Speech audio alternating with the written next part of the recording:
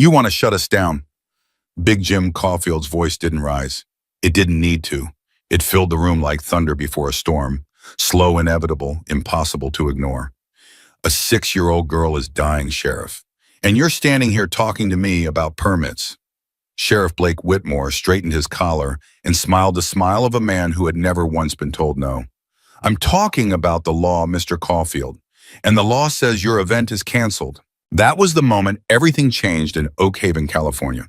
Not with a gunshot, not with a fist, with a smile and the quiet fury of men who had learned long ago that the most dangerous thing in the world isn't a weapon. It's a principle. If you're watching this story for the first time, welcome. Hit that subscribe button right now. Drop a comment telling me what city you are watching from and stay with me until the very end. Because what happened next in this town will remind you that justice doesn't always arrive in a uniform. Sometimes it rides in leather. The diner on Sycamore Street had seen better days.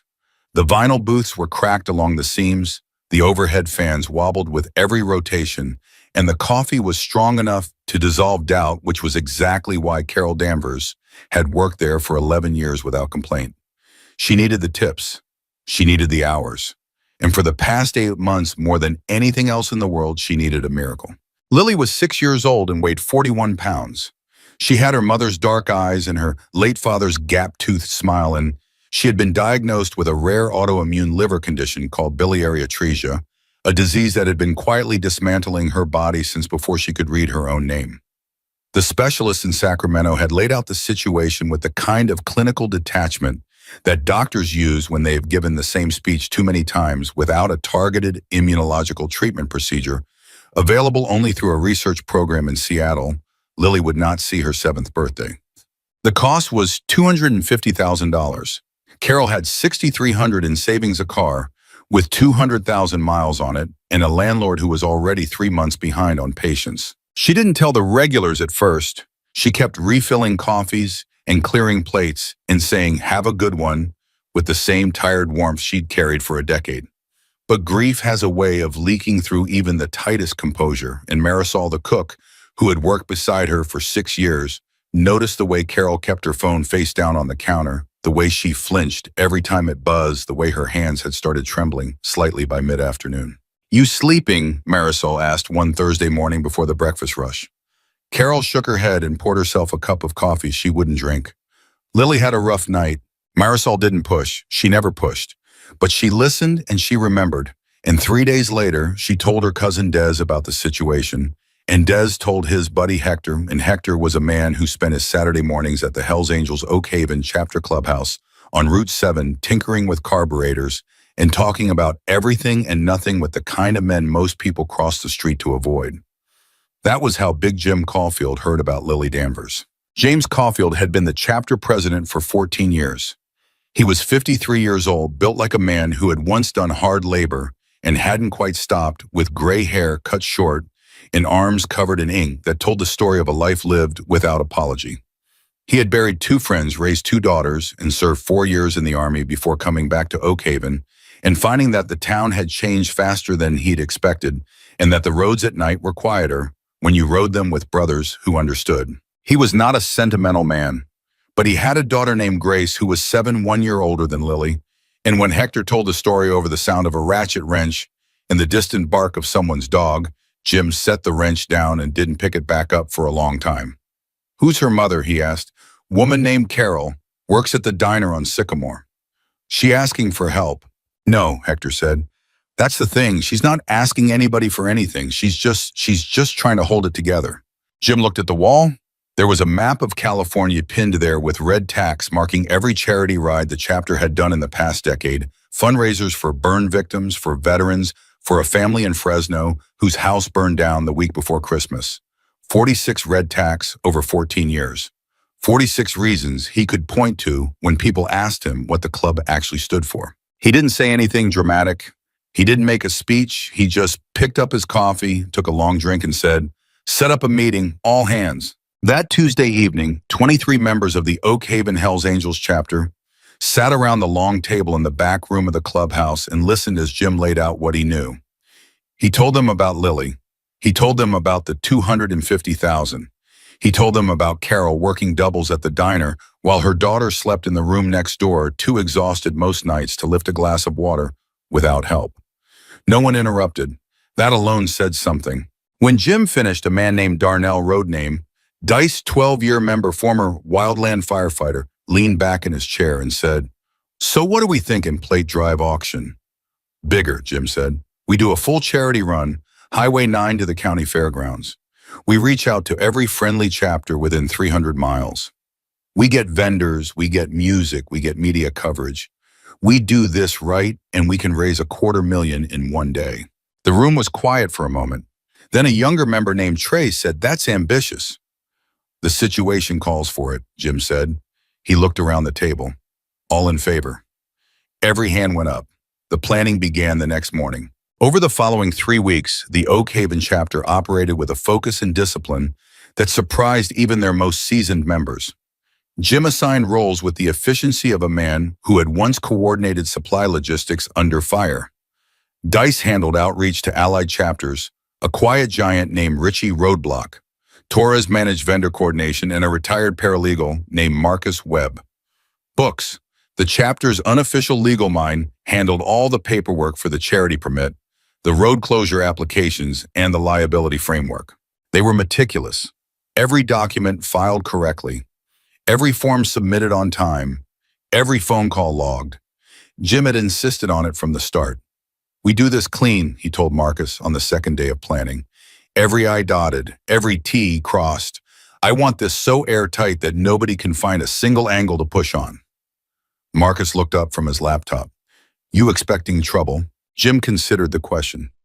Outside the clubhouse window, Route 7 stretched quiet and sun-bleached toward the edge of town. "I'm always expecting trouble," he said. "I just prefer to be the only one ready for it." The permit application was filed with the county on a Monday.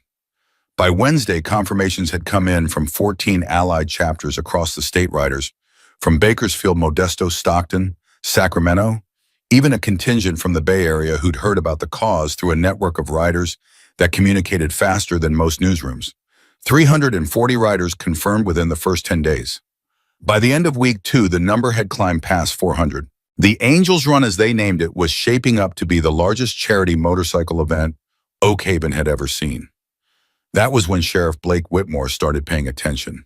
Blake Whitmore was 41 years old with the kind of square jaw and carefully maintained haircut that looked good on a campaign poster, which was not a coincidence because campaign posters were very much on his mind.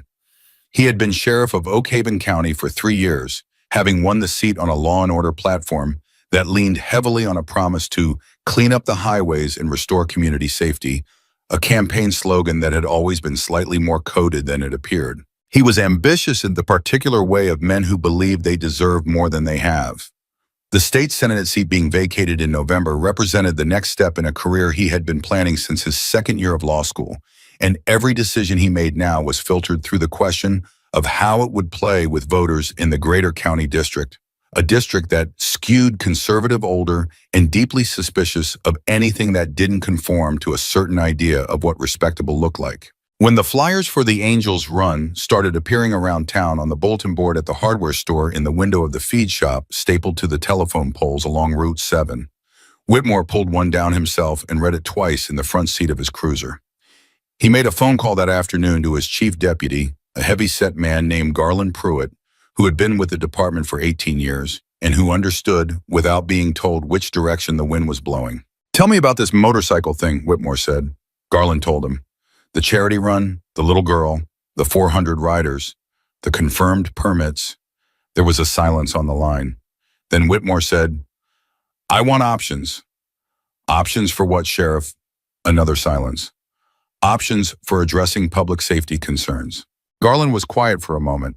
He had been a deputy long enough to know that public safety concerns meant something specific. When the sheriff used that particular tone of voice, it meant find me a reason. "The paperwork's all in order," he said carefully. "Books Webb filed everything clean. Believe me, I looked." "Look harder," Whitmore said. And hung up. But Garland couldn't find anything wrong with the paperwork because there was nothing wrong with it. Marcus Webb had spent 16 years as a paralegal before joining the chapter, and he had built the permit application like a fortress, cross-referenced, pre-approved at every level, buttressed with letters of support from 3 county supervisors and a signed noise ordinance waiver from every property owner along the proposed route. When Garland reported this back, Whitmore didn't flinch. He didn't argue. He simply said, "Schedule me a press conference for Thursday morning." The press conference happened on the steps of the county courthouse. Whitmore wore his dress uniform and stood at the podium with the practiced ease of a man who had spent considerable time in front of mirrors. The local papers sent a reporter. The regional television affiliate sent a camera crew. And Whitmore delivered what he had clearly been preparing for days. He talked about public safety. He talked about the unpredictability of large motorcycle gatherings. He cited without specifics intelligence concerns about the character of some of the participating organizations. He used the word outlaw twice and criminal enterprise once, and he let the implications hang in the air without attaching them to anything specific enough to be challenged. "The safety of the people of Oak Haven County is my first and only responsibility," he said, looking directly into the camera with the earnest gaze of a man who had rehearsed it. "And until we can be certain that this event poses no threat to our community, I am exercising my authority to place the charity permit under administrative review." Administrative review, not revoked, not canceled, just paused, indefinitely. The reporter from the local paper, a young woman named Darcy Cho, who had been covering Oak Haven for 2 years and had developed a finely tuned instinct for bureaucratic misdirection, raised her hand immediately. "Sheriff, the event is scheduled for 12 days from now. What's the timeline on this review?" Whitmore smiled. "We'll move as quickly as the situation allows. Can you specify what triggered the review? What intelligence concerns? I'm not in a position to discuss an ongoing review in detail. Is there any specific criminal activity associated with the organizers? I'm not making specific allegations at this time." Darcy wrote every non-answer down in her notebook with the patience of someone who intended to use them later. When Jim heard about the press conference, Dice called him while he was eating lunch at the kitchen table. He didn't slam his fork down. He didn't curse. He set the phone on the table, finished his sandwich, and then drove to Marcus's apartment and knocked on the door. Marcus answered in a bathrobe, coffee in hand, reading glasses pushed up on his forehead. "I saw it," he said before Jim could speak. "Administrative review," Jim said. "Stall tactic. He can't actually revoke it. The paperwork's clean, and the county supervisors are already on record supporting it. He's hoping we'll either react badly and give him a real reason, or that we'll fold from the pressure and cancel it ourselves." Jim leaned against the doorframe. "So what do? "We do nothing," Marcus said. "We keep planning. We keep communicating through proper channels. We document everything, every phone call, every letter, every statement he makes. We build a paper trail. And if he actually revokes the permit," Marcus sipped his coffee, "then we file in federal court that same afternoon. I've already drafted the paperwork." He paused. "Jim, I've been waiting for him to do something like this since the day he got elected. You know something about him." Marcus was quiet for a moment in a way that told Jim the answer was yes. "I know the kind of man he is," he finally said. "And I know that kind of man almost always has something worth finding if you know where to look." Jim looked at him for a long moment. "Start looking." Marcus nodded slowly. "Already did." The next 3 days were a masterclass in controlled tension. Whitmore held the permit in administrative limbo. Jim continued planning the run as if the permit were fully intact because legally it still was. He held a coordination meeting with the chapter presidents from 6 allied groups who had driven down to Oak Haven specifically to assess the situation. They sat around the long table and listened as Jim explained the sheriff's move. A woman named Sandra Reeves, president of a Northern California women's riding group that had been operating charity events for 15 years, leaned forward and asked, "You think he's going to follow through?" "I think he's going to try," Jim said. "What's his angle political?" "He's running for state senate. He wants footage of himself standing down a biker gang. He wants the clip." Sandra made a sound in the back of her throat that wasn't quite a laugh. "So we're props." "He thinks we are," Jim said. "That's his first mistake." A heavy-set chapter president from Bakersfield named Gerald Gear Hoffman crossed his arms and said, "What's our play if he actually shuts it down?" "Legal," Jim said immediately. "Nothing else. We don't give him a single frame of footage he can use. We don't raise our voices. We don't show up with anything that looks like a threat. We ride clean or we don't ride." There were murmurs around the table, not of disagreement, of respect. These were men and women who had seen what happened when emotion overtook strategy, and they recognized the discipline in Jim's approach. "And the girl?" Sandra asked quietly. Jim looked at her. "Lily Danvers, 6 years old. The Seattle treatment program has a slot open in 8 weeks. If we miss that window..." He stopped. "We're not missing that window." The room got very quiet. It was Gear who broke the silence. "Tell us what you need." What happened next surprised even Jim. Word of the permit hold had leaked. Darcy Cho published a tight, fact-based piece in the local paper that laid out the timeline without editorializing, and within 24 hours it had been picked up by 2 regional outlets. By the following morning, Carol Danvers' phone, which she had barely been using because she couldn't afford to run down the battery, started ringing with calls from people she had never met. A teacher from Modesto, who had read the article online, sent a $200 Venmo transfer with the message, "Stay strong." A retired firefighter from Sacramento called the diner directly and asked how he could help. A local church congregation that had nothing to do with motorcycles announced a bake sale fundraiser specifically designated for Lily's treatment fund. Carol stood behind the counter at the diner holding a coffee pot she had forgotten to pour and tried very hard not to cry in front of the Tuesday morning regulars. She almost succeeded. Marisol came out of the kitchen, took the coffee pot gently from Carol's hand, and said, "Go sit down. 5 minutes." Carol shook her head. "I'm fine." "You're not fine. Sit down." Carol sat. Marisol poured her a cup of coffee, actual coffee, hot in a real mug, not the to-go cup she usually grabbed between rushes, and sat across from her in the booth for 3 minutes before either of them said anything. "I didn't ask them to do this," Carol said finally. "I know. I've never even talked to any of those men. The biker group. I've never..." She stopped. "Lily's never even seen a motorcycle up close." Marisol nodded. "Why are they doing this?" Carol asked, and the question came out with a rawness that had nothing to do with doubt and everything to do with being a person who had been alone with an impossible problem for so long that the appearance of help felt almost more frightening than the problem itself. Marisol thought about it for a moment. "Because somebody told them the story," she said, "and they decided it mattered." Carol looked down at her coffee, "And the sheriff is trying to stop it." "Yeah. Why?" Marisol shrugged with the world-weariness of a woman who had seen enough of how power worked to not be surprised by any particular expression of it. "Because it makes him look small.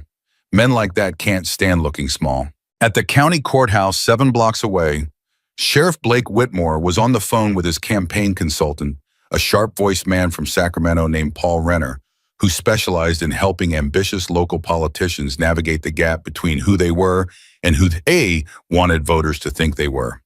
"The story's getting out," Renner said. "The girl, the bikers, the permit hold. It's starting to get a sympathetic frame." "Then we change the frame," Whitmore said. "How?"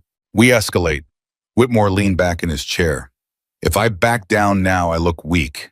If I hold the line on public safety grounds, I look principled." "Blake," Renner's voice sharpened, "the child is 6 years old. I'm aware. And you're the thing standing between her and the money that saves her life. That's the story people are reading right now." "Then we change what story they're reading," Whitmore said again with the patience of a man who had made up his mind before the conversation started. "Schedule me another press conference. I want to talk about organized crime gang activity and the danger of normalizing criminal enterprises under the guise of charity. I want to change the conversation." There was a long pause on Renner's end. "I need you to think carefully about this." "I have thought carefully about it. If this goes wrong, it won't." Another silence. Then Renner said in the voice of a man who has decided to let a client make their own mistake, "Okay, Thursday morning, same location. I'll set it up." "Good." Whitmore straightened a framed photo on his desk himself, shaking hands with a state senator at a Republican fundraiser 2 years ago. He looked at it for a moment. "Paul, how many rallies do we have lined up for next month?" 7, 8 if the Riverside event confirms." "Good," Whitmore said again. He was already thinking past this. He was already 3 steps ahead in a game he was very confident he was winning. "Let's talk about messaging."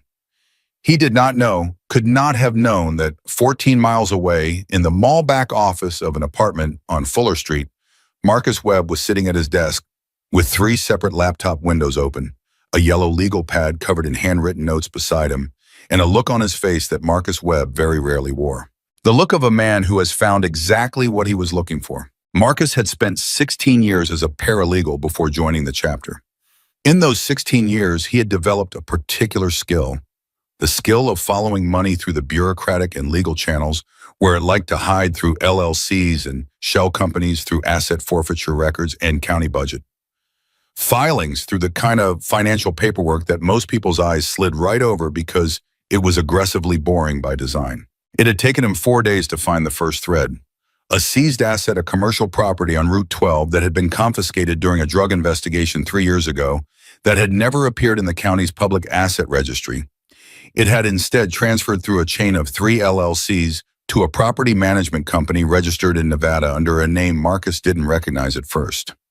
He recognized it on the second pass. It was the maiden name of Whitmore's mother-in-law.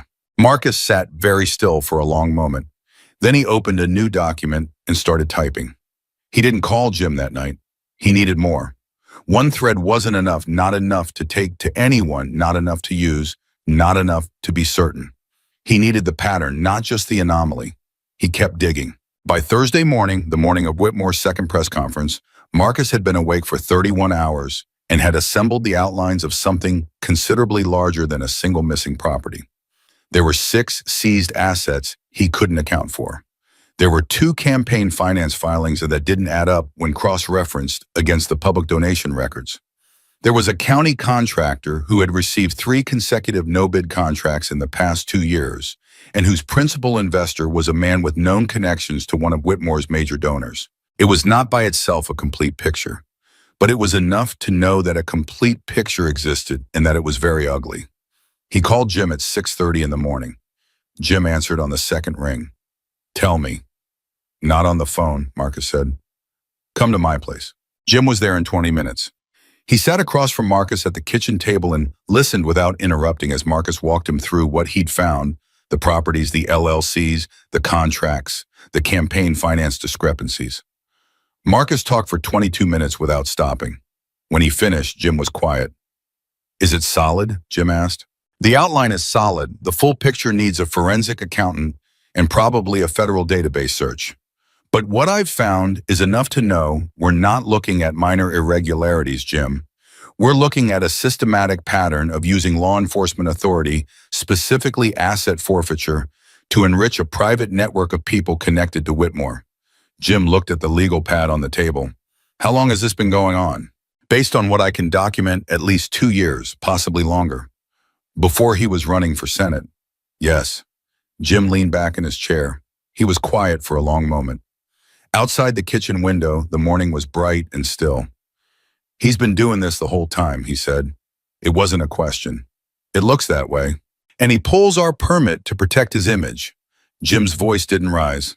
It got quieter, actually, which was a thing Marcus had learned to pay attention to over the years.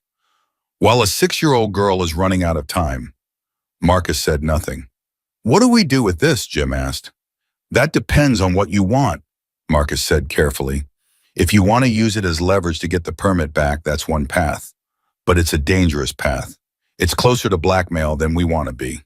"That's not what I want," Jim said immediately. "I know. So the other path is we build the full picture, get a forensic accountant and cross-reference everything I've found, make sure every number is verified, and then we hand the whole package to federal authorities." "How long does that take?" Marcus looked at his legal pad. "To do it right, 3 weeks minimum." Jim looked at him. "The run is in 12 days.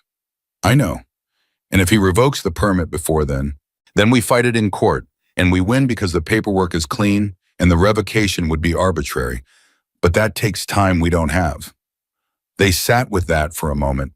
The complexity of it, the ticking clock of Lily's treatment window, the weight of having a weapon and knowing that using it too early or too clumsily could damage everything. "Keep building the file," Jim said finally. "Don't cut corners. I want every number verified, every document sourced. We do this right or we don't do it." He pushed his chair back. "And I'm going to go have a conversation with the sheriff." Marcus looked up sharply. "Jim." "Calm conversation," Jim said. "Official channels. I'm going to request a meeting to discuss the permit review. Formal, documented, recorded if he'll allow it. He stood up. I want to look him in the eye. Marcus held his gaze for a moment. Then, don't give him anything. I won't. And don't let him make you angry.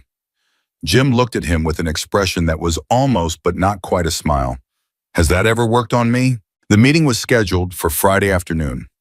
Jim arrived alone in clean clothes, no cuts, no patches, no leather, and sat across the desk from Sheriff Blake Whitmore in the county administration building with his hands folded on the table like a man who had nowhere else he needed to be.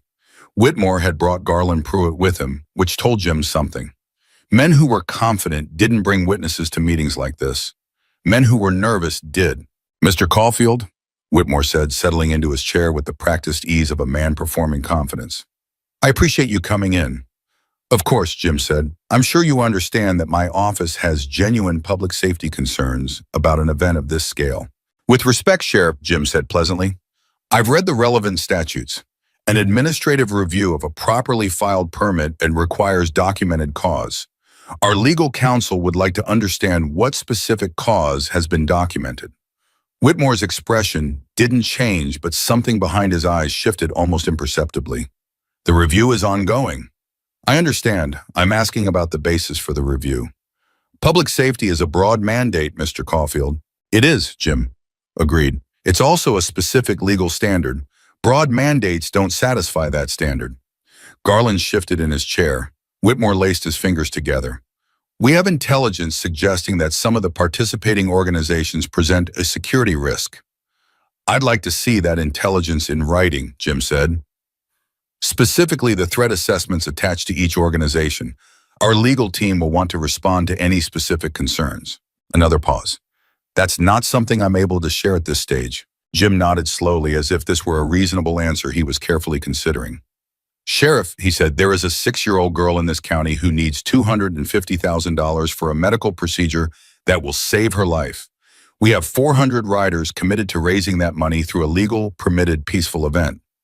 I want to understand what it is specifically that your office believes should stand in the way of that. The room was very quiet. Whitmore looked at Jim with an expression that was trying hard to be authoritative and landing somewhere closer to calculating. I'm concerned about the organizations involved, he said, the associations, the reputation. The reputation, Jim repeated. Yes. The reputation of the people trying to save a child's life. Whitmore didn't answer. Jim stood. Thank you for your time, Sheriff.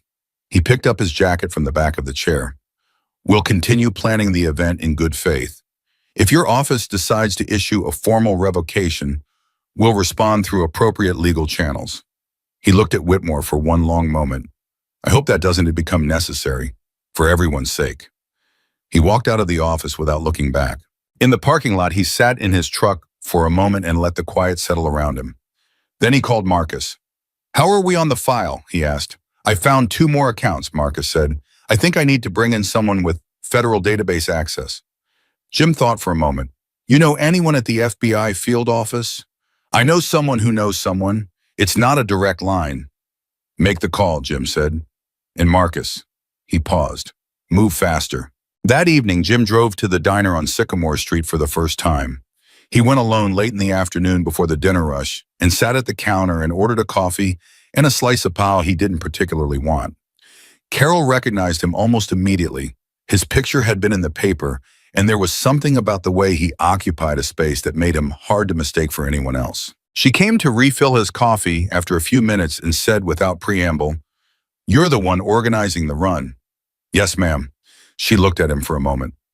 Carol Danvers was 42 years old and had the kind of face that showed everything it had been through, not as damage but as evidence. Evidence of someone who had kept going when keeping going was the only option available. Why, she asked. Jim wrapped his hands around the coffee cup. Because someone told us about Lily, he said, and we decided it mattered.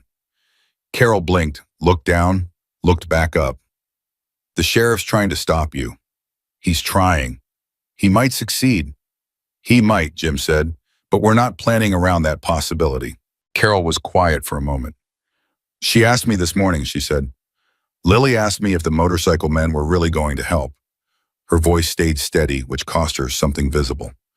I didn't know what to tell her. Jim looked at her directly. Tell her yes, he said. Carol held his gaze. Something passed between them, not sentiment exactly, but something solider than sentiment. Recognition. The understanding of two people who were both in different ways refusing to accept a story that ended badly. Okay, she said quietly. And then she refilled his coffee and moved down the counter, and Jim sat in the quiet of the diner and thought about everything that was still in motion. The file Marcus was building, the 400 writers waiting for a word, the permit hanging in bureaucratic limbo, and decided not for the first time and not for the last that the only thing to do was the next right thing. Outside, the sun was going down over Oak Haven. The diner's neon sign buzzed softly in the window. And somewhere across town in a county administration building that smelled of carpet cleaner and ambition, Sheriff Blake Whitmore was preparing a statement that would within 72 hours change the shape of everything. He thought he was making a move. He didn't know he was making a mistake. The formal revocation notice arrived on a Monday morning, hand-delivered by Deputy Garland Pruitt to the chapter's registered legal address, a P.O. box on Main Street. Marcus signed for it. He read the document standing on the sidewalk outside the post office, his reading glasses perched on his nose and his jaw slowly tightening. He called Jim before he'd walk back to his car.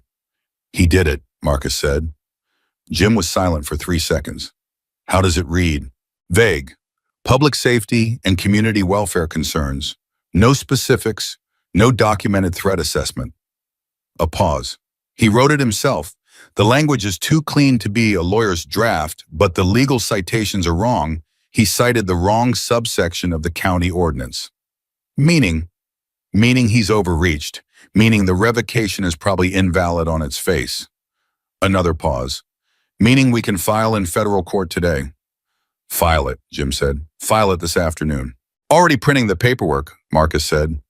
And the federal contact the FBI thing. I made the call. I'm waiting to hear back. Marcus paused. Jim, the file I'm building, it's getting bigger. How much bigger?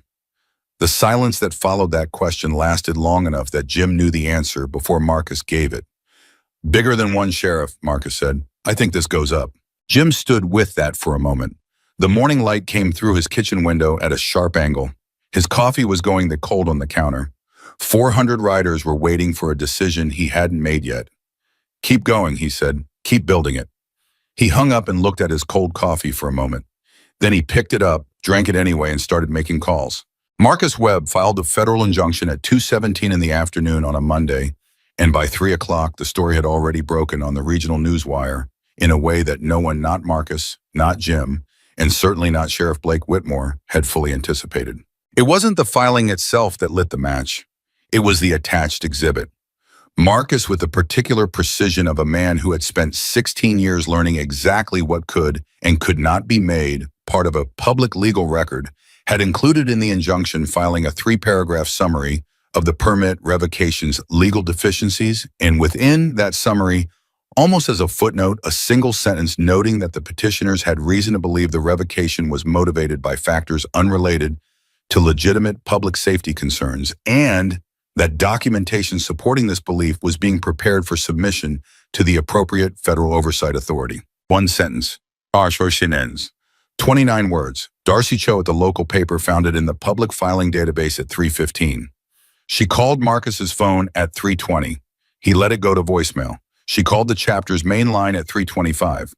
Dice answered, listened for 30 seconds, and then said, "I'll have someone call you back," in the tone of voice that meant he was immediately calling Jim. Jim was at the garage on Route 7 going over the logistics map for the run with Roadblock Torres when his phone rang. He listened to Dice for 45 seconds without speaking. Then he said, "Tell Marcus I need him at the clubhouse in an hour." He hung up, looked at Roadblock, and said, "We need to accelerate the timeline." Roadblock, 6'4" former Marine. A man who expressed most of his emotions through the precise calibration of how hard he set things down on tables, set his coffee down carefully. "How much?" "Everything," Jim said. "Whatever we were planning to do in 3 weeks, I need it done in 10 days. Roadblock looked at the logistics map spread on the workbench between them. It was covered in colored markers, green for confirmed staging areas, red for road closure points, blue for vendor positions, yellow for the medical and safety personnel. Marcus had already contracted for the day of the run. It was a serious piece of planning. It represented hundreds of hours of work. 10 days Roadblock said not as a complaint, as a calculation. Can you do it? Roadblock picked up his coffee again. Yeah, he said, we can do it. The meeting at the clubhouse that evening pulled in everyone who mattered. Jim Marcus Dice Roadblock, Sandra Reeves from the women's chapter, Gear Hoffman from Bakersfield, and 4 other chapter presidents who had driven in specifically because the filing had made it onto their feeds, and they wanted to know what was happening directly from Jim's mouth, not from a news alert. Jim stood at the head of the table and didn't waste time.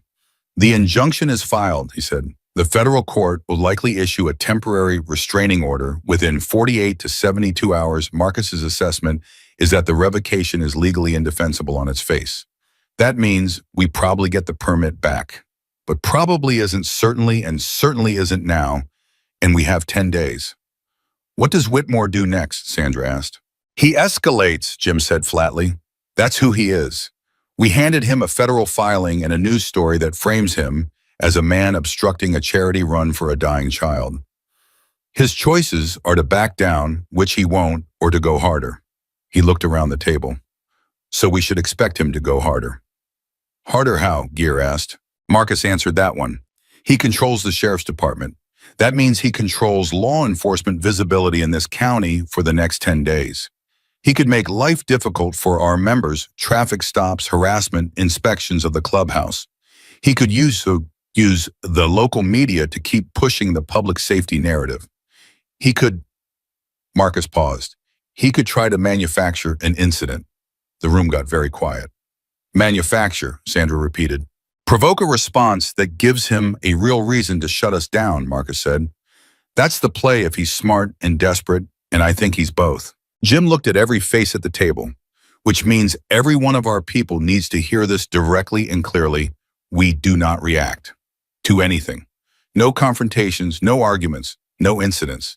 If a deputy pulls you over, you are polite and cooperative, and you record everything. If anyone approaches you looking for a fight, you walk away. If a camera shows up anywhere near any of our members, you behave like the person you'd want your kids to see on the news. He paused. We are not giving him a single frame. Gear leaned forward. You really think he'd go that far, manufacturing something? I think, Jim said carefully, that he has a lot to lose. And I think Marcus may have found some of the reasons why.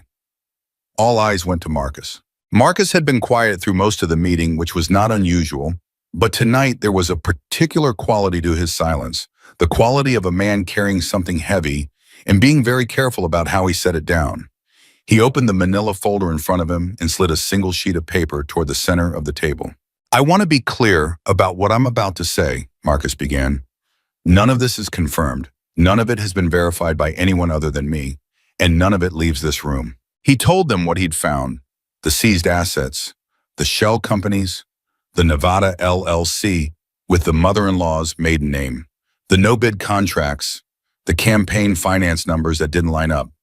He spoke in a flat, controlled voice, the voice of a man who had disciplined himself not to editorialize because the facts laid out plainly were editorial enough on their own. When he finished, no one spoke for several seconds. Then Dice said very quietly, he's been stealing from the county. I believe so, Marcus said, through asset forfeiture. It's a mechanism that's chronically under-regulated and under-audited, which is why it's been used this way before. It just hasn't been used this way here, not at this scale, not that anyone caught. Until you, Sandra said. Marcus glanced down at the folder. Until me. How much? Gear asked. My best estimate, based on the assets I've been able to trace, between $800,000 and $1.2 million over 2 years. Another silence. This one had weight. And he's pulling our permit, Dice said. The disbelief in his voice wasn't naive. It was the specific disbelief of a man who understood exactly how audacious the irony was. He's stealing over $1 million from the people of this county, and he's using public safety as the excuse to stop us from raising money to save a child's life. Yes, Marcus said simply. Jim looked at the table for a moment. Then he looked at Marcus. The federal contact. I got a call back this afternoon, Marcus said. There's an agent, I won't say more than that right now, who is willing to have a preliminary conversation. Off the record, to assess what we have. To 2 days from now, I drive up to Sacramento. Jim nodded once. What do you need from me? Nothing right now. Let me handle the first conversation. If they take it seriously, then we talk about next steps. Marcus paused. Jim, I need you to understand something. If this goes where I think it might go, this isn't just going to affect Whitmore. This could be a significant federal investigation. It's going to take time. It's not going to be resolved before the run. I know, Jim said. The run is separate from the corruption file. I know that too. I'm telling you because I want to make sure we're clear about what we're doing and why. We're not doing this to get leverage over him. We're doing this because it's right. Marcus held Jim's gaze. Even if it doesn't save the permit. Jim looked at him for a long moment. It's always been about more than the permit, he said. Do what's right. That's the only instruction I have. Marcus nodded, and something in his expression, not quite relief, but close to it, told Jim that this was the answer he'd needed to hear. The meeting broke up at 10 o'clock. People drove home through quiet streets. Jim stayed behind and sat alone in the clubhouse for a while, not doing anything in particular, just thinking. He thought about Lily. He thought about the treatment window in Seattle and the 8 weeks that were now down to 7. He thought about Carol at the diner counter with the coffee pot she'd forgotten to pour. He thought about Whitmore behind his desk with the photograph of himself shaking hands with senators, already 3 steps ahead in a game he had no idea he was losing. He thought about his daughter Grace asleep right now at her mother's house across town, 7 years old, healthy, unaware. He picked up his phone and called his ex-wife. She answered on the 3rd ring, drowsy. Jim, it's late. I know, I'm sorry, I just wanted... He stopped, started again. Is Grace okay? A pause. He could hear the shift in his ex-wife's voice, the move from drowsy irritation to something more careful. She knew him well enough to know when a question like that was about more than the question. She's fine, she's asleep. She had a good day. Good, Jim said. That's good. Another pause. You okay? Yeah, he said. I'm okay. He wasn't entirely sure that was true, but it was close enough for tonight. The next 48 hours moved fast and jagged, the way time moves when multiple forces are accelerating toward each other. Whitmore held his 3rd press conference on Tuesday morning.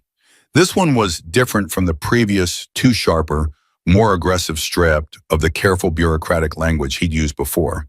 He stood at the courthouse steps and talked about organized crime with a directness that his previous statements had carefully avoided, and while he still stopped short of naming the Hells Angels specifically in a way that opened him to a defamation claim, the implication was as clear as a punch. The people of Oak Haven County deserve to know, he said, facing the camera with the practiced gravity of a man who had been coached extensively on how to look trustworthy while saying untrustworthy things, that my office is not willing to allow the legitimate emotional appeal of a charitable cause to be used as cover for organizations with documented histories of criminal activity. Darcy Cho's hand went up immediately. Sheriff, can you specify what documented criminal activity you're referring to in connection with this specific event's organizers? I'm referring to the broader organizational history. The specific organizer's sheriff, James Caulfield, and the Oak Haven chapter. Can you document criminal activity? I'm not going to characterize the legal situation further at this time. Is it accurate that the county has received a federal injunction challenging the permit revocation? A flicker, just a flicker, but Darcy caught it and wrote it down. My office is reviewing the filing. Does that mean you're aware the revocation may be legally invalid? It means my office is reviewing the filing, Whitmore said again, and looked away from her toward a camera on the other side of the crowd and smiled the smile of a man trying to look calm while standing on ground that has just shifted under his feet. By Tuesday afternoon, the press conference had done something Whitmore hadn't intended. It had made the story bigger. A regional television station that had been tracking it as a minor local interest piece suddenly saw a confrontation angle that played nationally. The dying girl, the biker charity, the ambitious sheriff, making what looked increasingly like a politically motivated power play. They ran a 6-minute segment at 6 o'clock with footage of Carol at the diner, a photograph of Lily that Carol had reluctantly agreed to share, and an interview with Jim that was shot outside the clubhouse in the late afternoon light. Jim wore clean clothes. He was composed. He said exactly what he'd been saying from the beginning. We filed the right paperwork. We followed every rule. We organized a legal and peaceful event to raise money for a little girl who needs help. We're going to keep doing that until either the courts tell us we can't or the event happens and Lily gets her treatment. He paused. We're not angry, we're focused. The segment aired at 6. By 7, it had 40,000 views on the station's social media page. By 9, it had 120,000. By midnight, Lily Danvers' name was trending in California. Carol saw it on her phone at 11:30 sitting at the kitchen table while Lily slept in the next room. She sat there for a long time just looking at the screen. The comments, she'd never been a person who read comments, had always been warned that comments were where the internet went to be its worst self, but she read them now, scrolling slowly through hundreds of strangers from Fresno and San Jose and Los Angeles and places she'd never been, saying they were praying for Lily, saying they were angry at the sheriff, saying they were sending what they could. There was a Venmo notification, then another. Then she stopped checking Venmo because the numbers were moving too fast to track and it was making her hands shake. She sat in her kitchen at 11:30 at night and put her face in her hands and let herself cry. Not the controlled diner counter crying she'd been doing for 8 months, but the real kind. The kind that comes when the wall you've been holding up for so long finally gets a little help from the other side. She cried for a while. Then she got up, washed her face, and went to check on Lily. Lily was awake. She was lying on her side with her eyes open, looking at the glow of the nightlight on the ceiling. "Mom," she said. "Hey, baby, you should be sleeping. Are the motorcycle men still helping?" Carol sat on the edge of the bed. "Yeah, baby, they are." "Is the sheriff still being mean?" Carol smoothed the hair back from Lily's forehead. "He's trying to." Lily was quiet for a moment. "Why does he want to stop them?" Carol thought about how to answer that in a way that was honest without being a weight a 6-year-old needed to carry. "Some people," she said carefully, "are more worried about themselves than about other people. And when someone else does something good, it makes them feel small, so they try to stop it."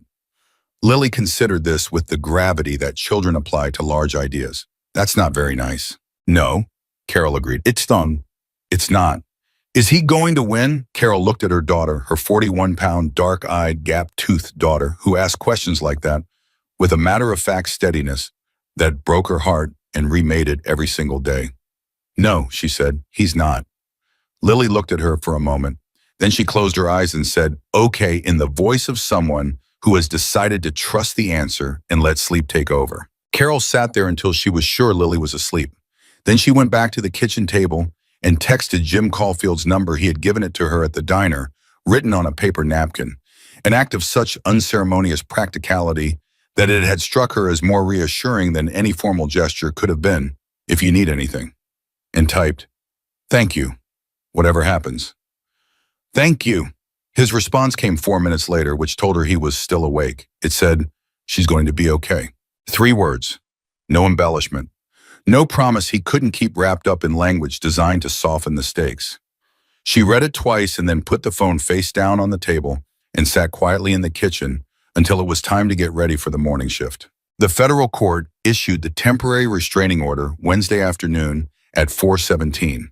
It came through Marcus's email while he was still on the road back from Sacramento, and he pulled over on the shoulder of Route 99 and read it twice on his phone before calling Jim. "We got it," he said when Jim picked up. The TRO, they agreed the revocation appears to lack documented cause. The permit is reinstated pending the full hearing. The run is back on." Marcus paused. "Jim, it's back on." Jim was at the garage. He was standing at the workbench with his hand on a wrench he hadn't been using, just holding it the way people hold things when their hands need somewhere to be while their mind is somewhere else. He set the wrench down. "Good," he said. His voice was steady and quiet. "How'd Sacramento go?" A pause. "The agent I met with is interested, very interested. She's going to need time to go through what I've compiled, and she'll need a forensic accountant to verify the financial trail.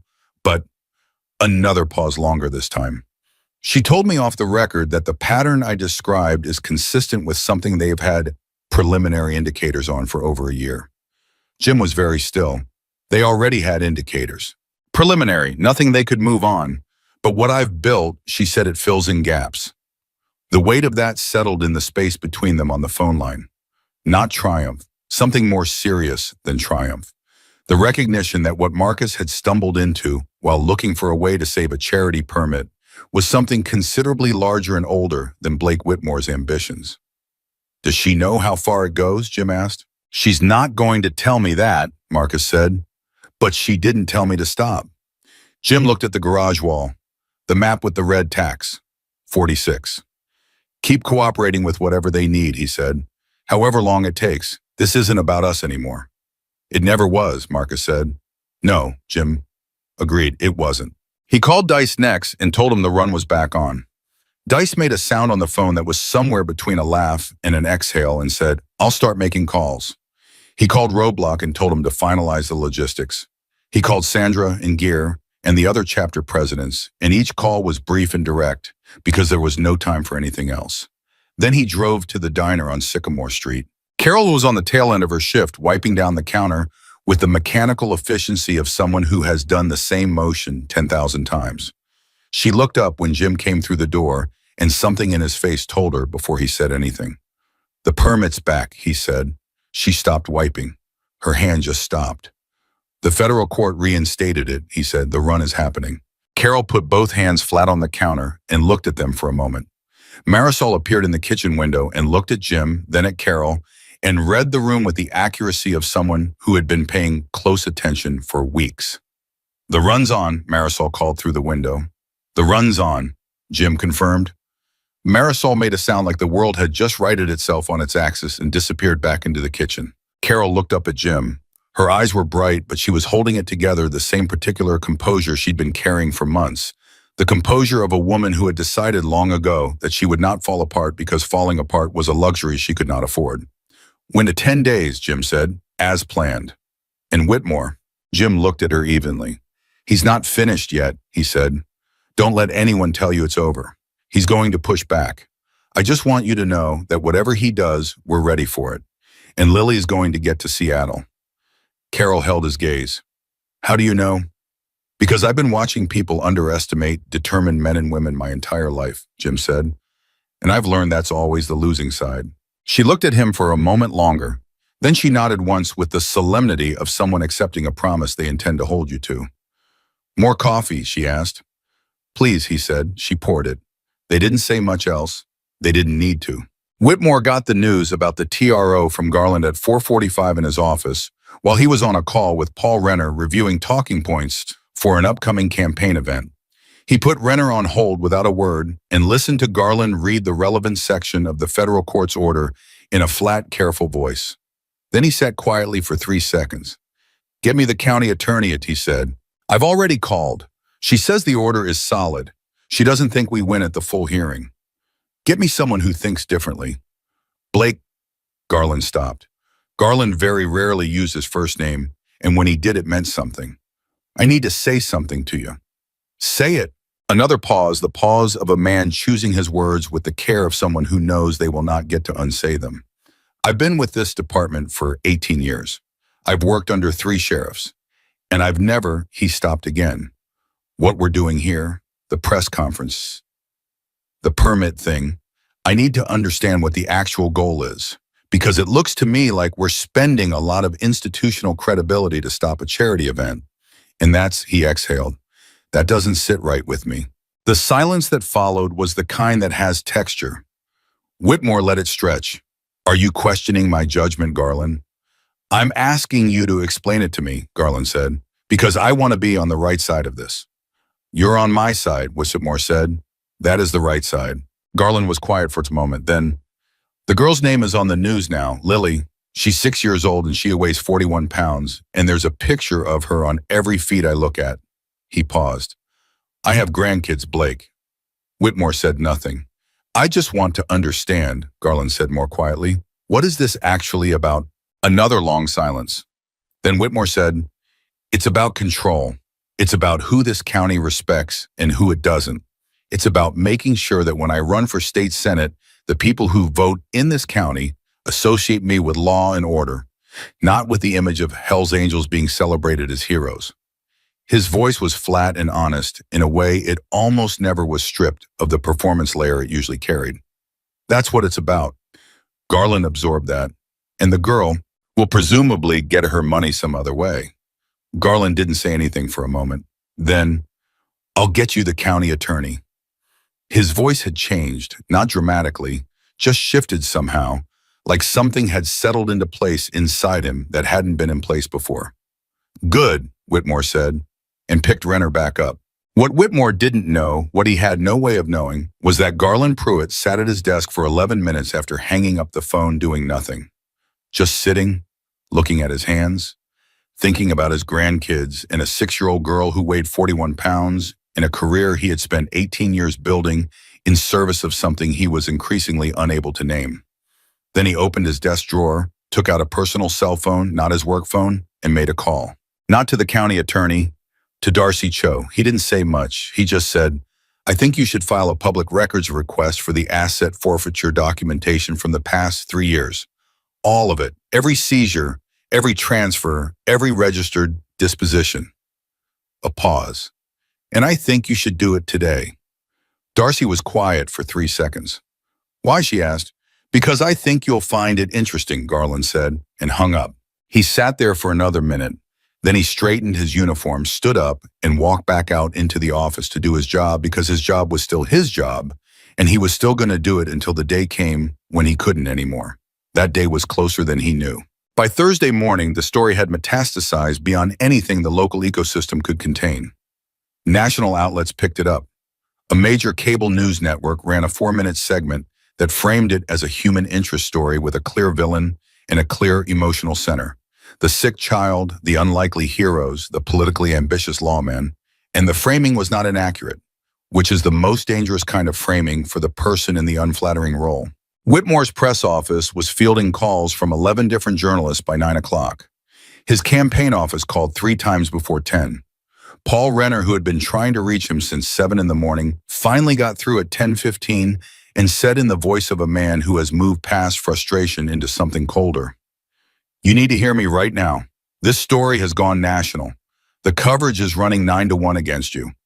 I am looking at polling data from the district that tells me your favorable rating has dropped 6 points in 72 hours. 6 points. Whitmore's jaw tightened. It'll settle down. It won't settle down if you keep fighting it. Blake, I am telling you, as someone whose entire job is to protect your future, you need to find a way to gracefully exit this situation. Issue a statement about reconsidering in light of new information. Let the run happen. Get photographed with the little girl at the finish line. Turn this into a win. I'm not..." Whitmore stopped, started again. "I'm not going to stand at a finish line full of Hell's Angels and shake their hands for a camera. Then your polling numbers are going to keep moving in the direction they're moving," Renner said flatly. "And I need you to understand that a state Senate run is not survivable on 44% favorable. It's not even close." Whitmore was silent. "Blake," Renner's voice shifted, not softer exactly, but more direct. "What is actually going on here? What aren't you telling me? Because in 15 years of doing this job, I have never seen a client fight this hard to stay in a losing position unless there was something specific they were afraid of someone finding." The silence that followed that question lasted long enough to tell Renner something. "Blake," he said quietly. "There's nothing to find," Whitmore said. The words came out a fraction of a second too fast.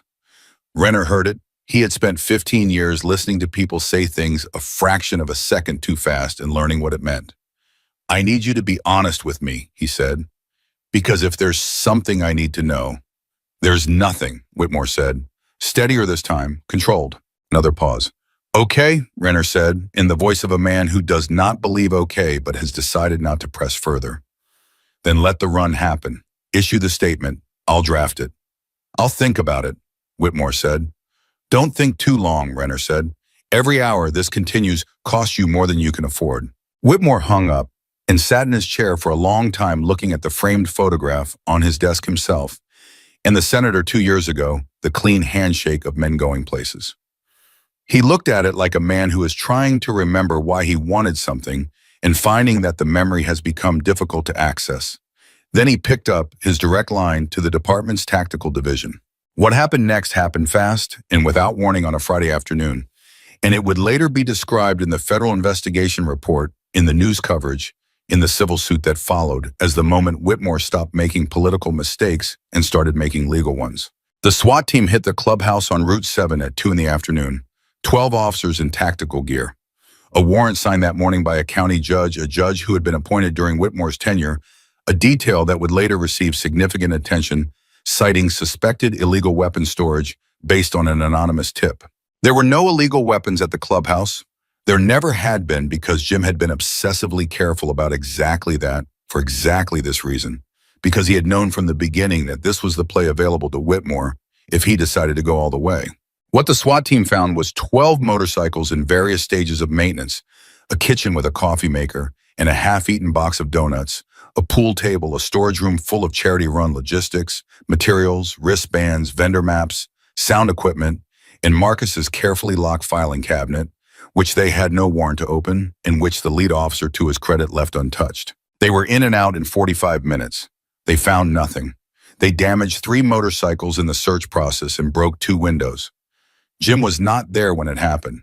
Dice called him at 2:11. They hit the clubhouse, Dice said. His voice was carefully controlled. SWAT, warrant for weapons. Jim was silent for 3 seconds. Anyone there? Richie was there. He cooperated fully. He has everything on video. Is he okay? He's fine. They roughed up the place pretty good. 3 bikes are damaged. Jim looked out the window of his truck at the afternoon sky.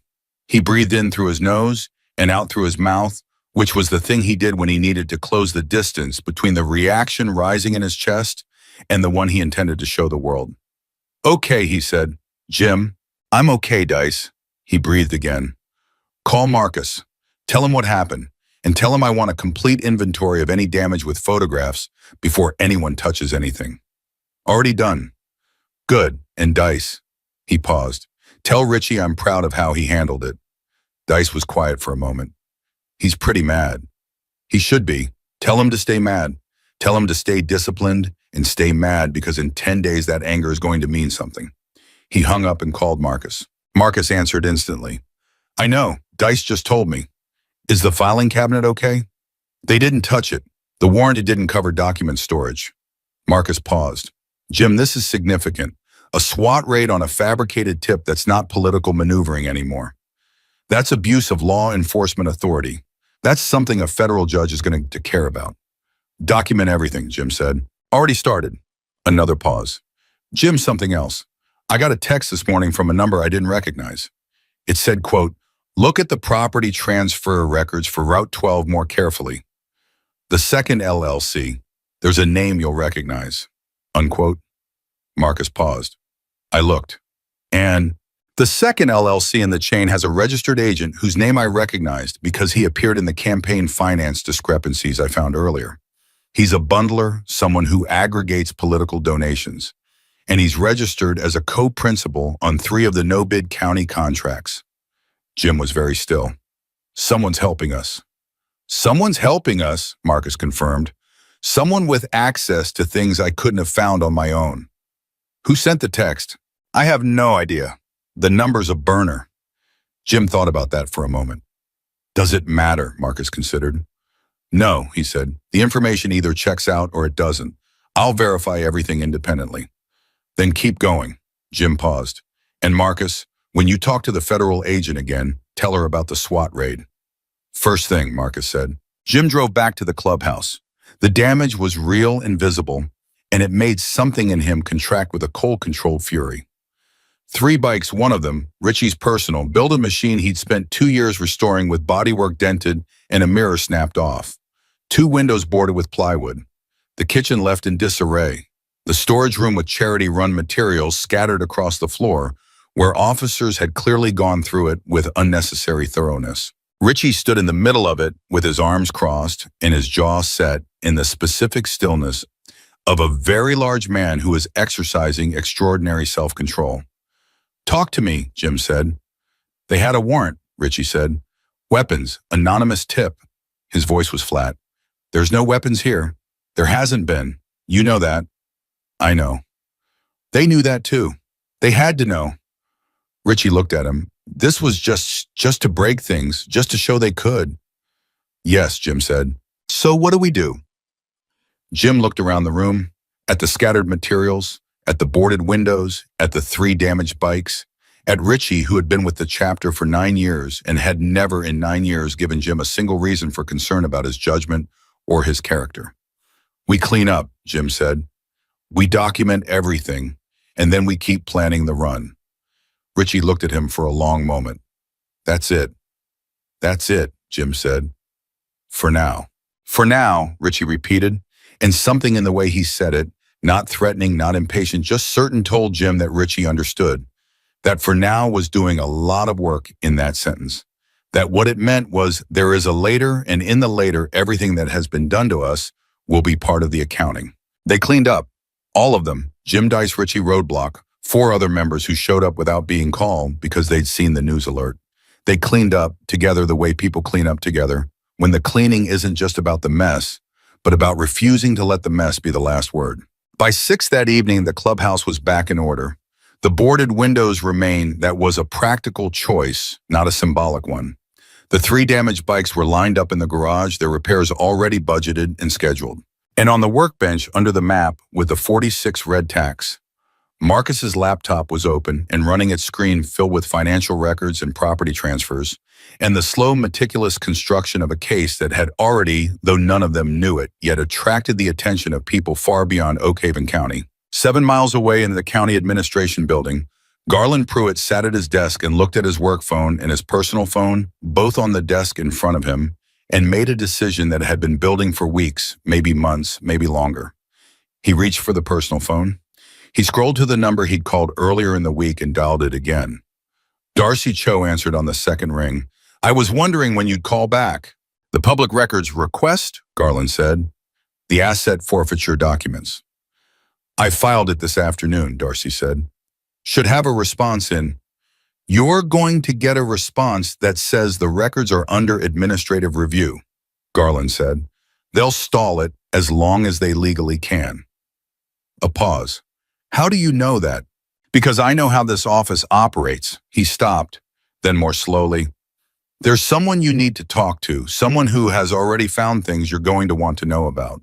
He paused again. "His name is Marcus Webb." Silence on the line. Then Darcy said very quietly, "The paralegal, the biker chapter." "He's more than a paralegal," Garland said, "and what he's found is more than you've been looking for." He looked at the framed commendation on his wall. 18 years of service, 2 commendations, 1 life spent in this building doing work he had believed in. "Tell him Deputy Pruitt sent you. He'll know what that means." He hung up before she could ask any more questions. Sat for a moment, then put the personal phone in his jacket pocket, stood, picked up his keys, and walked out of the building into the evening air. He breathed it in. Oak Haven at dusk, the sky going amber and purple over the hills, the town laid out below the administration building in its ordinary evening configurations. Lights coming on in diners and living rooms, people moving through their lives with the unconscious assumption that the systems around them were basically honest. Garland had spent 18 years being one of those systems. He got in his car and drove home. And the next morning when Darcy Cho called Marcus Webb and said, "Deputy Pruitt sent me," Marcus sat very still for a moment and then said, "Tell me what you already have, and I'll tell you what I've found." Because this was the moment things were no longer containable, no longer a chapter president and his lawyer building a quiet case in a back office on Fuller Street. This was something that had broken its banks and was moving on its own now, gathering force from sources Jim had never anticipated, flowing toward a reckoning that was no longer just about a charity permit or a dying girl or even a corrupt sheriff. It was about what happens when a community decides all at once and from several different directions at the same time that enough is enough. And in the diner on Sycamore Street, Carol Danvers poured coffee and cleared plates and checked her phone between tables and watched the donation total. The online fundraiser Marcus had quietly set up as a backup separate from the run climb, past $40,000, then 50, then 60. As strangers from places she'd never been decided that Lily's name was a reason to do something. She didn't tell Lily about the numbers yet. She didn't want to explain them and then have them not be enough. She just let them climb. And across town, Jim Caulfield sat in the rebuilt, cleaned-up clubhouse at the long table with the logistics map and the color-coded markers and 10 days left on the clock. And he made calls and answered questions and gave directions and did what he had always done. He kept moving, kept planning, kept refusing to accept that the story ended any way other than the way it needed to end. Outside, the night came down over Oak Haven. And somewhere in Sacramento, in a federal field office that had been quietly aware of Blake Whitmore's name For longer than anyone in Oak Haven knew, an agent named Sandra Kim opened a new case file, typed in a name, and pressed enter. The case file that agent Sandra Kim opened in Sacramento on that Thursday night had a title that was deliberately bland: Administrative Irregularities Review. Oak Haven County, because the best federal investigations always started with the most boring possible name. She had been with the FBI's Financial Crimes Unit for 11 years, and she had learned early that the cases worth the most attention were the ones that looked on the surface like paperwork problems. This one had stopped looking like a paperwork problem approximately 20 minutes into her first conversation with Marcus Webb. She called him Friday morning, 8:15, before she'd finished her first coffee. Marcus picked up on the second ring, which told her he'd been awake for a while. "Mr. Webb," she said, "I've had time to review what you sent. And Marian, I need more." She paused. "Not because what you have is insufficient, because what you have is the edge of something considerably larger. And before I move forward, I need to understand exactly how far it goes." Marcus was quiet for a moment. "I have a journalist who contacted me last night. A deputy, I won't name him yet, directed her to me. She has access to records I haven't been able to pull through public channels." "What journalist?"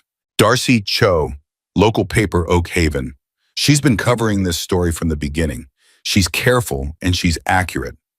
Can she sit on what she finds until I tell her it's appropriate to publish?" "I don't know. I can ask her."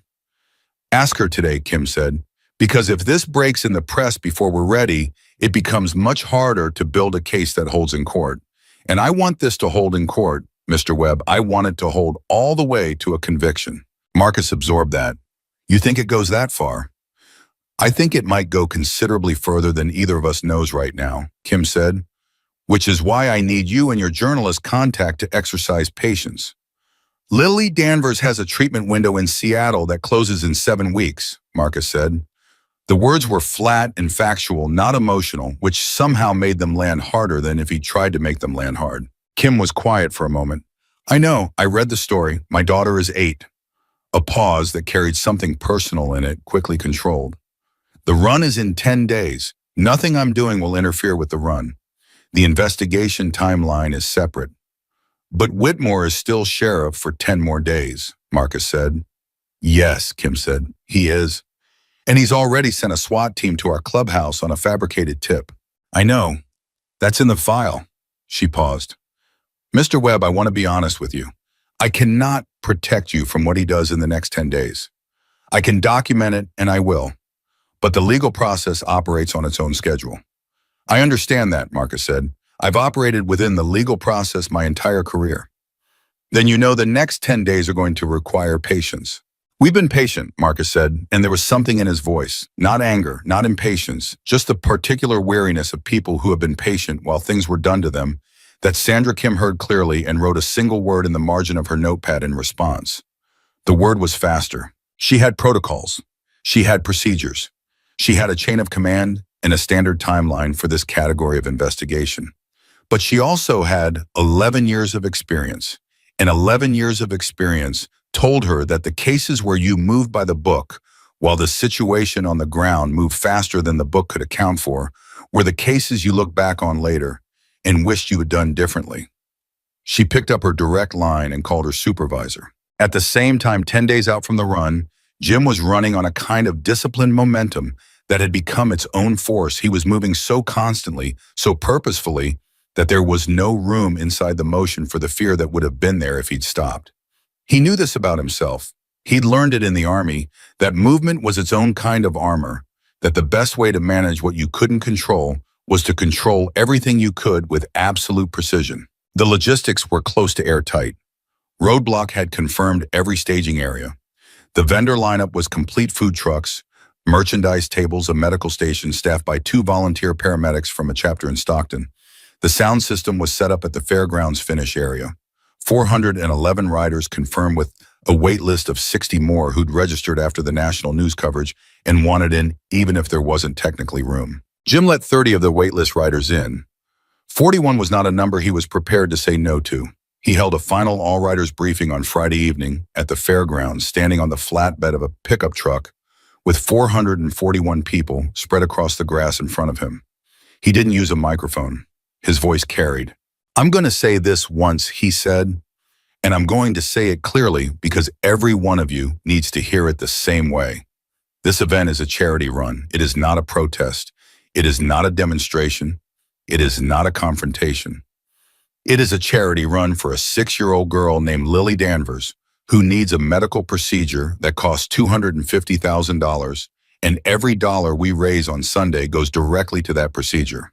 That is the entire mission." He looked out across the crowd, riders from 12 different chapters, different backgrounds, different histories.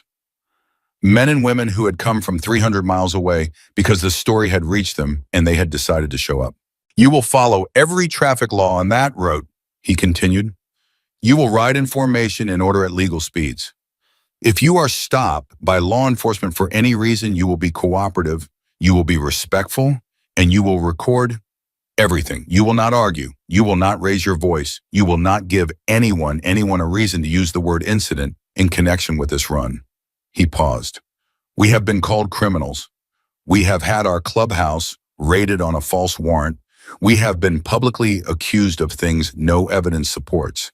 And in response to all of that, we have been patient, legal, and disciplined. That continues on Sunday, all the way to the finish line." The silence in the crowd was the particular silence of people who are listening because they want to, not because they feel obligated. "One more thing," Jim said. "When we cross that finish line and the money is counted and it's enough, and it will be enough, Lily Danvers is going to know that 441 people who had never met her showed up for her on a Sunday morning because she mattered. Because the story of a child who needs help in a community that refuses to abandon her is a story worth writing for." He stopped. "That's who we are. That's what Sunday is." Nobody cheered. The quiet that followed was better than cheering. It was the quiet of people who had taken something in and were carrying it. Sandra Reeves found him afterward as the crowd was dispersing. "Good speech," she said. "Not a speech," Jim said. "Instructions." She almost smiled. "Good instructions." He drove home that night later than he'd planned, and he lay in bed in the dark and listened to the silence of his house and thought about Sunday. He thought about the road. He thought about 441 bikes moving in formation down Highway 9 in the morning light. He thought about what Whitmore still had available to him and whether he'd use it. He thought about what Marcus had told him that afternoon, that Agent Kim had moved faster than expected, that the investigation had been formally escalated, that 2 additional agents had been assigned, that Darcy Cho had agreed to hold her story until Kim gave the signal in exchange for exclusive access when the signal came. He thought about Garland Pruitt, who had sent Marcus and Darcy to each other and then gone quiet, a quiet that felt to Jim like the quiet of a man who has made a decision and is waiting to see where it lands. He thought about Lily, 41 pounds, dark eyes, gap-toothed smile, but asking if the motorcycle men were really going to help. He fell asleep at 1 in the morning and was up at 5 because there was still work to do. Saturday arrived with the particular nervous energy of the day before something significant, the kind of energy that moves through a community and makes people at the grocery store make eye contact with strangers and feel the weight of a shared awareness that tomorrow will be different from today. In the diner on Sycamore Street, Carol was covering a double shift because the other waitress had called out sick and Marisol's brother was visiting him from Fresno, and Carol had said it was fine, she needed to keep busy anyway, which was true. She moved through the morning rush with the mechanical grace of 11 years of practice, and she let the ordinary rhythm of the work hold her steady because the alternative was sitting still with her thoughts, and that was not something she was prepared to do on the day before the run. The diner regulars, the retirees, and the construction workers, and the 2 old men who played chess at the corner table every morning had developed a solidarity around her situation that expressed itself in the way communities express solidarity when they don't know what else to do. They overtipped. Every table that morning left more than the bill, sometimes much more, with notes scrawled on napkins. One of the chess-playing old men left $200 in cash under his coffee cup without saying a word about it. Carol found it when she cleared the table and stood there for a moment, with the money in her hand, the diner noise moving around her. Marisol appeared beside her. "You okay?" "People keep being kind," Carol said in a voice that suggested this was still somehow catching her off guard. "I don't know how to—" "You don't need to know how to," Marisol said. "You just let them." Across town in the county administration building, Whitmore had been in his office since 7 with the door closed, which Garland knew because he had been watching the door from his desk since 7:15.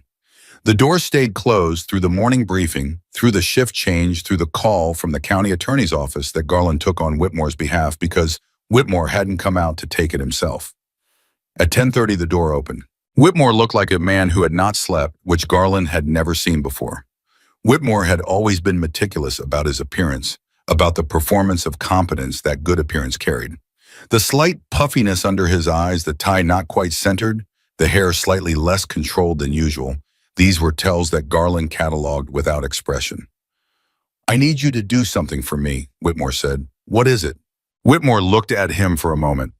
His eyes were assessing in a way that had always made Garland slightly uncomfortable, the assessment of a man who is constantly measuring everyone around him against some private calculation of usefulness. "I need you to pull together every piece of documentation we have on the chapter. Every contact report, every incident record, every association filing. I want a package by this afternoon." Garland held his gaze. "What's the package for?" "I'm going to hand it to the press this afternoon. Give them something to work with going into the run tomorrow." Garland was very still. "You're going to release law enforcement records to the press, selectively, with appropriate redactions." "Blake," he stopped. The first name thing again. Whitmore noticed it this time. Garland saw the slight narrowing of his eyes. "We've had this conversation. The run is tomorrow. The federal court reinstated the permit. Whatever we release today shapes the narrative going in," Whitmore said. "I need people remembering who these people are before they start raising money on camera." "The records we have on the Oak Haven chapter are minimal," Garland said. "Mostly traffic stops and one noise complaint from 6 years ago. There's the broader organizational history." "That's not their history. That's the national organization's history. Using it against this specific chapter would be—" He stopped, chose his next word carefully. "Misleading." Whitmore looked at him with an expression that was trying to be patient and landing closer to calculating. "I didn't ask for your legal opinion, Garland. I asked you to pull the documentation." Garland looked at him for 4 seconds. 4 full seconds, long enough that Whitmore noticed, and something shifted in his face, a slight recalibration, the recognition that the ground under this particular conversation was less stable than he'd assumed. "I'll pull what we have," Garland said. "Everything we have accurately represented." "Good. And I'm going to attach a cover memo documenting the scope of the request and the purpose as you've described it to me for the department's records." A pause. "That's not necessary. It's standard procedure for any release of law enforcement records," Garland said evenly. "I'd do it regardless of who was asking." He held Whitmore's gaze. "Is there anything else?" Whitmore looked at him for another moment. Then, "No, that's all." Garland went back to his desk and sat down and put his hands flat on the surface and took a breath. Then he opened his desk drawer and took out the personal phone and sent a text to Darcy Cho. 3 words, "Watch for package." He put the phone away and started pulling documentation. The press package went out at 2 in the afternoon. It was, as Garland had said, it would be thin, a few contact reports, the noise complaint, a general background section on the Hells Angels as a national organization that was framed in a way that implied association without stating it directly. 3 journalists called the department's press line about it. 2 of them also called Marcus because Darcy had been quietly building a network of contacts around this story, and those contacts had started talking to each other. Marcus read the package in 20 minutes and called Jim. "He's burning the last of his credibility," Marcus said. "This package is almost nothing. The journalists who are any good are going to see right through it." "Almost nothing is still something," Jim said. "Someone who doesn't look closely is going to read the national organization history and connect it to us." "Yes," Marcus said. "But Jim, he's scared. This is what scared looks like. He's not controlling the narrative anymore. He's reacting to it." Jim considered that. What does a scared man with law enforcement authority do when his back is against a wall? Marcus was quiet for a moment. "Something stupid," he said, "or something desperate, or both." "That's what I'm worried about," Jim said. "Tomorrow." "Kim's team is monitoring," Marcus said. "She told me this morning she has agents in Oak Haven. Not publicly, but they're there." "Monitoring," Jim repeated. "Yes. Not intervening. Not unless something rises to the level where they have to." Jim sat with that for a moment. The knowledge that federal agents were present and watching was both reassuring and clarifying. Reassuring because it meant there was a backstop, clarifying because it meant that backstop had a specific threshold, and below that threshold, whatever happened tomorrow happened on its own terms. Okay, he said, we ride tomorrow like we planned. Clean, legal, tight formation. Whatever he does, we don't react. Jim, Marcus said quietly, whatever happens on that road tomorrow, I need you to promise me something. What? You don't go toward the line. If there's a confrontation, any confrontation, you stay behind it. You let me and the legal channels handle it. A pause. You're too important to this to end up in a position where a camera catches you in a bad frame. Jim almost said, I know. Then he thought about it honestly, about the specific way his anger ran, not hot and explosive, but cold and direct, the kind that moved toward a problem rather than away from it, and said instead, I'll do my best. That's not quite the promise I asked for. It's the honest version of it, Jim said. Marcus sighed. Fair enough. A pause. Get some sleep tonight. Jim almost laughed. You too. Neither of them slept much. Sunday arrived the way important days always do, with the same light, the same sounds, the same mundane mechanics of morning, as if the day had not been told yet about its own significance. Jim was dressed and at the staging area by 6:15, a full 2 hours before the run was scheduled to begin. Roadblock was already there going over the formation order with a clipboard and a coffee. Dice was managing the check-in table where riders were registering and getting their wristbands. Sandra Reeves had driven down from the Bay Area the night before and was overseeing the medical station setup with the focused competence of someone who had run 20 of these events and knew exactly which details people forgot. By 7:30, the staging area had the controlled electricity of a thing about to happen. 441 riders in leather and denim, some of them nervous, some of them steady, all of them aware of the weight of what they'd come for. The morning air was cool and smelled of exhaust and coffee and cut grass from the fairgrounds perimeter. Engines turned over and idled. Conversations happened in low voices. Someone's radio played country music briefly before the person turned it off, reading the room. Jim walked the staging area once end to end, speaking to people as he went, not speeches, just words. A name here, a hand on a shoulder there, the kind of presence that a leader offers when the thing they're leading toward is close enough to feel. He shook hands with Gear Hoffman and exchanged a look with him that said everything both of them didn't need to say out loud. He stopped for a moment with a rider he didn't recognize, a man in his 60s with a Vietnam Veterans of America patch on his vest, who had apparently driven up from San Diego after seeing the story on the news, and the man said, I don't know your girl Lily, but I know about being left behind when you needed someone to show up. And Jim shook his hand for a moment longer than usual. At 8:10, Dice appeared at his elbow. His face was doing the thing it did when the news was something Jim wasn't going to like. We have a situation, or tell me. Highway 9, about 2 miles up from our planned route entry, Roadblock just got a call from his contact in the county roads department. Dice paused. There's equipment on the road. Sheriff's Department vehicles. Multiple units. Jim was very still. Blocking the road. Blocking the road. They have no legal authority to block the route, Jim said immediately. The permit is reinstated. The road closure is authorized. Any physical blockade is... I know, Dice said. I'm just telling you what's there. Jim looked at the staging area at 441 people who had come from across the state for a legal permitted peaceful event. At Richie Torres, whose bike had been damaged in the SWAT raid and who had worked through 2 nights to get it running in time for today. At Sandra Reeves, who had driven 400 miles. At the rider from San Diego who knew about being left behind. Call Marcus, Jim said. Already did. He's on his way to the route entry point. He has the permit, documentation, and the TRO. He says if there's a blockade, he's going to serve the documents directly to whoever's in charge on the scene. Tell him to wait for me, Jim said. He turned to Dice. Hold the formation here. Nobody moves until I come back. Jim. Hold the formation, Jim said again quietly. Trust me. He drove alone to the Highway 9 route entry point, which took 11 minutes and felt like considerably longer. He saw it from half a mile away and understood immediately that Whitmore had committed fully. This was not a symbolic gesture, not a single cruiser parked sideways across a lane.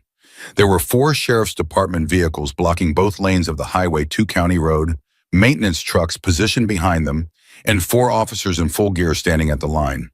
Above, and this was the part that told him everything about how Whitmore was thinking, a department helicopter was making slow circles overhead. He was expecting cameras. He'd positioned the helicopter for the footage. Jim parked behind Marcus's car, where Marcus was standing with a folder of documents in his hand and his reading glasses pushed up on his forehead, and took 30 seconds to just look at the blockade before saying anything. "He's here," Jim asked. "In the 3rd vehicle," Marcus said quietly. "I can see him." Jim looked at the 3rd vehicle. Couldn't see clearly through the window, but he believed it. "Who's the officer at the line?" "Garland Pruitt." Jim turned and looked at Marcus. "Garland Pruitt is standing at that line." "Yes." "Not one of his people, Garland himself." "Yes." Jim looked back at the blockade. Something about that detail was important, and he wasn't certain yet what it meant. Garland had called Darcy Cho. Garland had sent Marcus the text about the LLC records.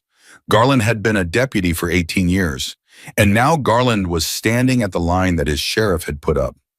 "Let me go talk to him," Jim said. "Jim? Alone, let me go talk to Garland."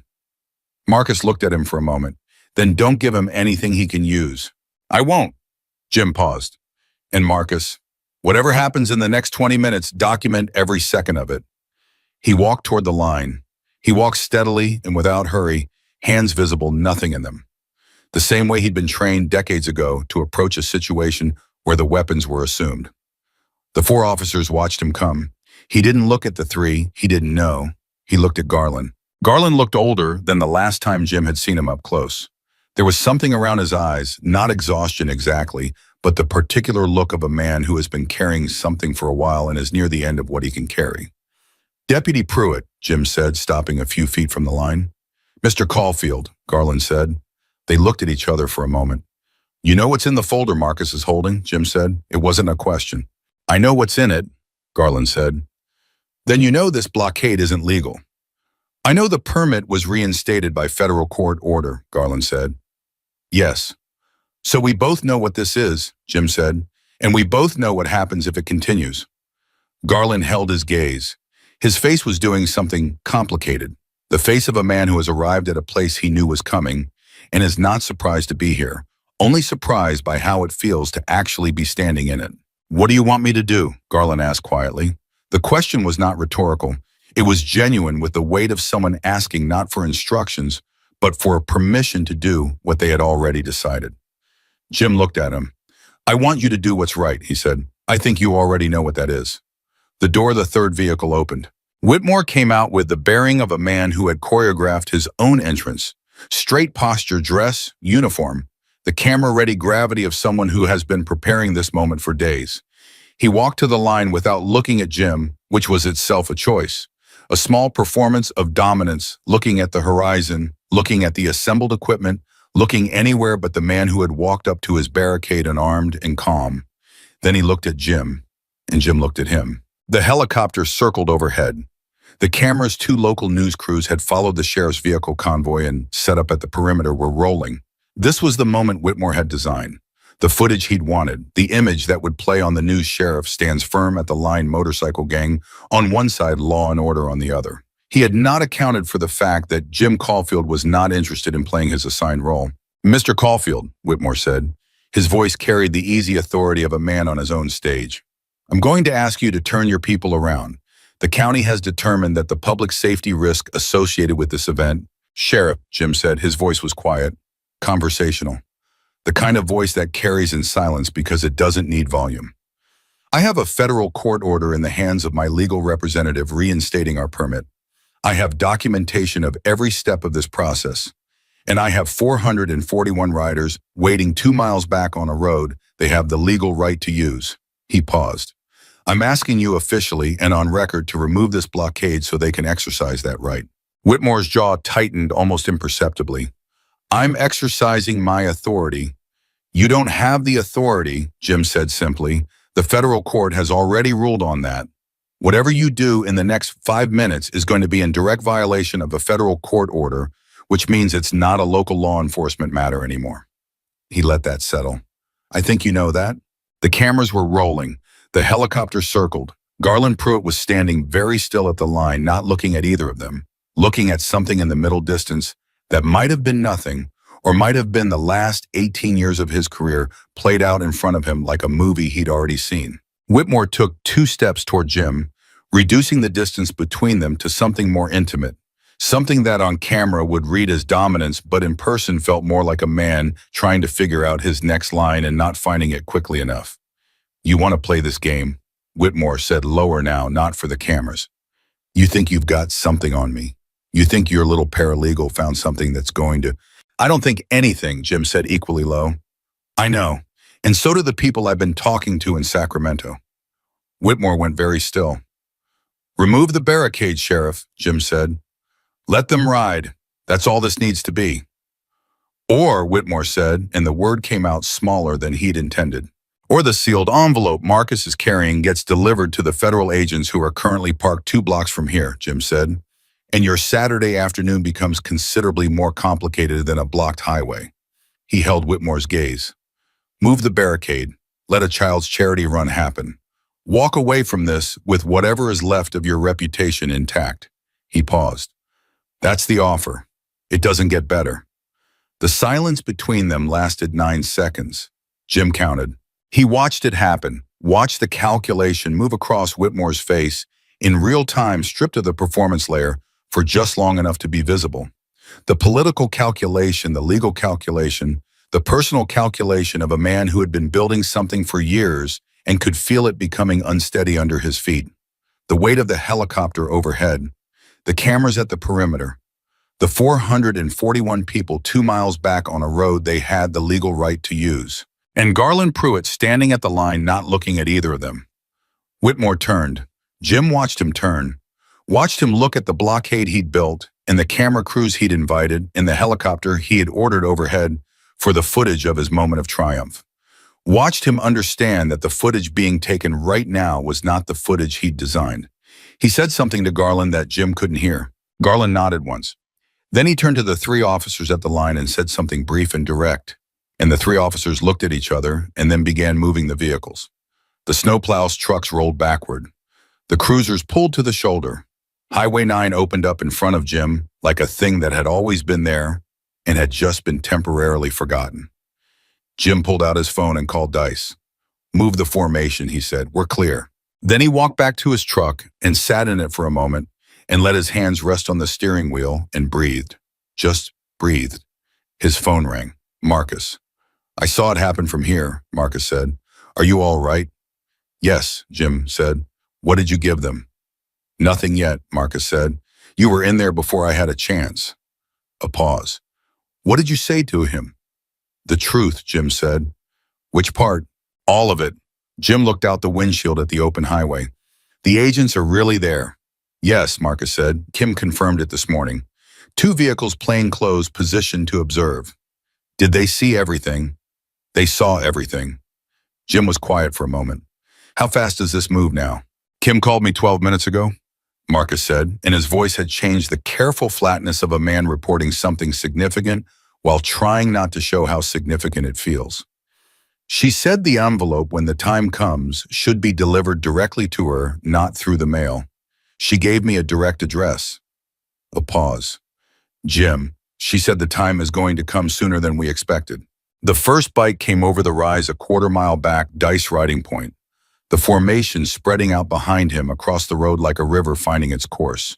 441 engines. The sound of it reached Jim in his truck before the sight of it was fully clear, a low, rolling thunder that filled the morning and kept growing. Jim got out of the truck and stood on the shoulder of Highway 9 and watched them come. They rode in silence. Not the silence of something suppressed, but the silence of something earned, the silence of people who had waited and disciplined themselves and refused every provocation and arrived on this road anyway on this morning for this reason.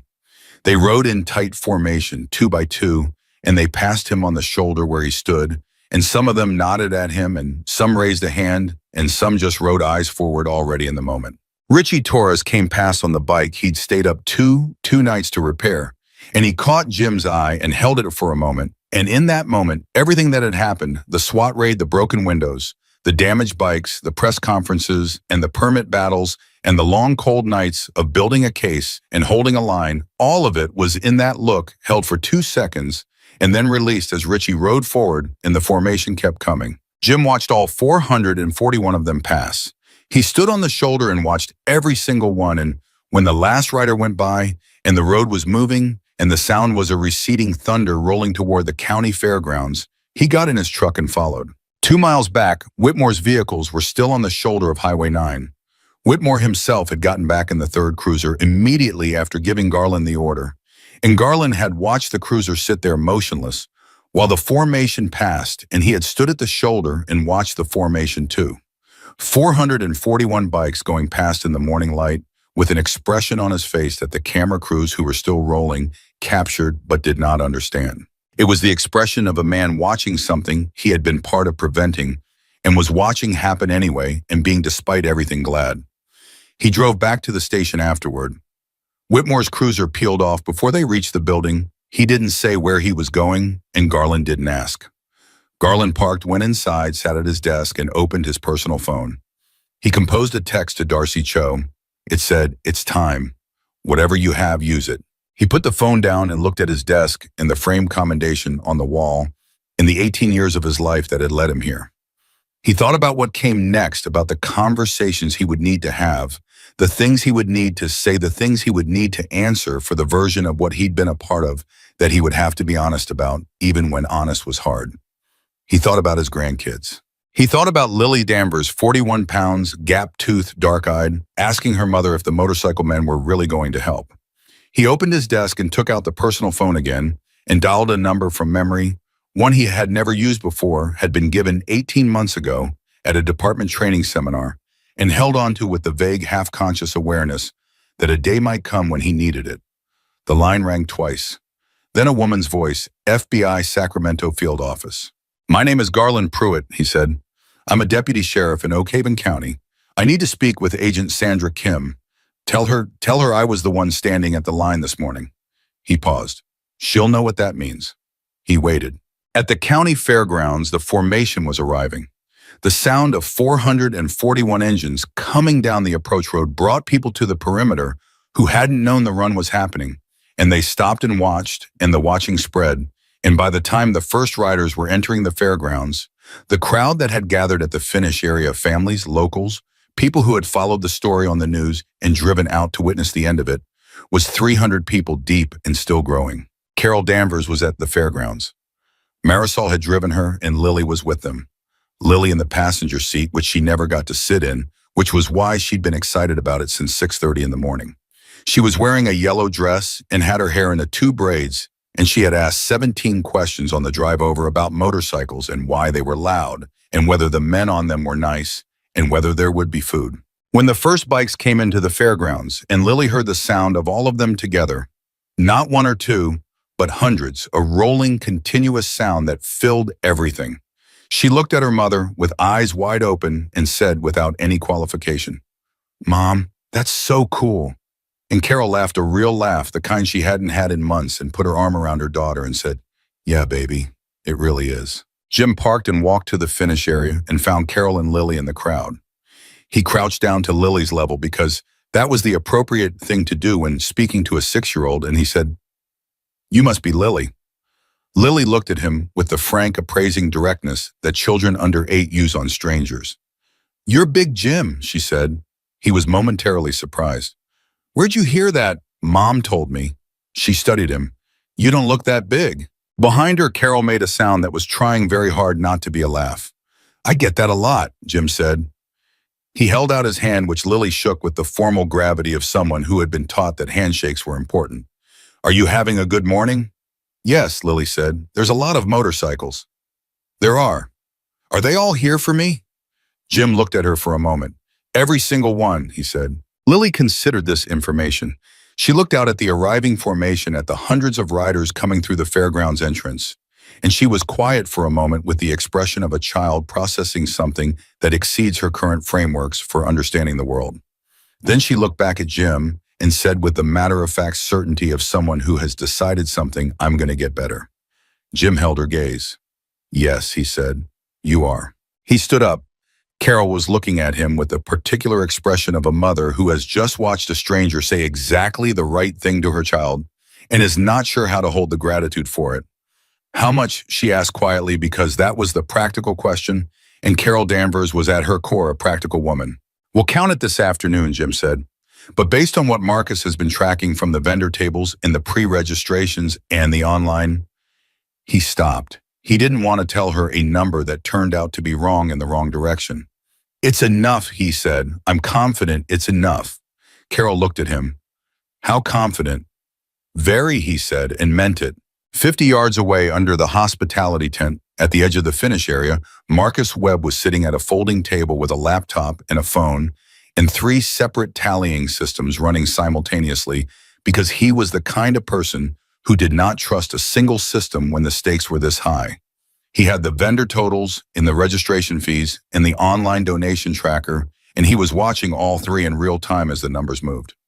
His phone rang. Kim's number. He answered immediately. "Tell me you're somewhere you can talk," she said. "I'm at the fairgrounds. I can step away." "Do it." He walked to the edge of the tent away from the noise.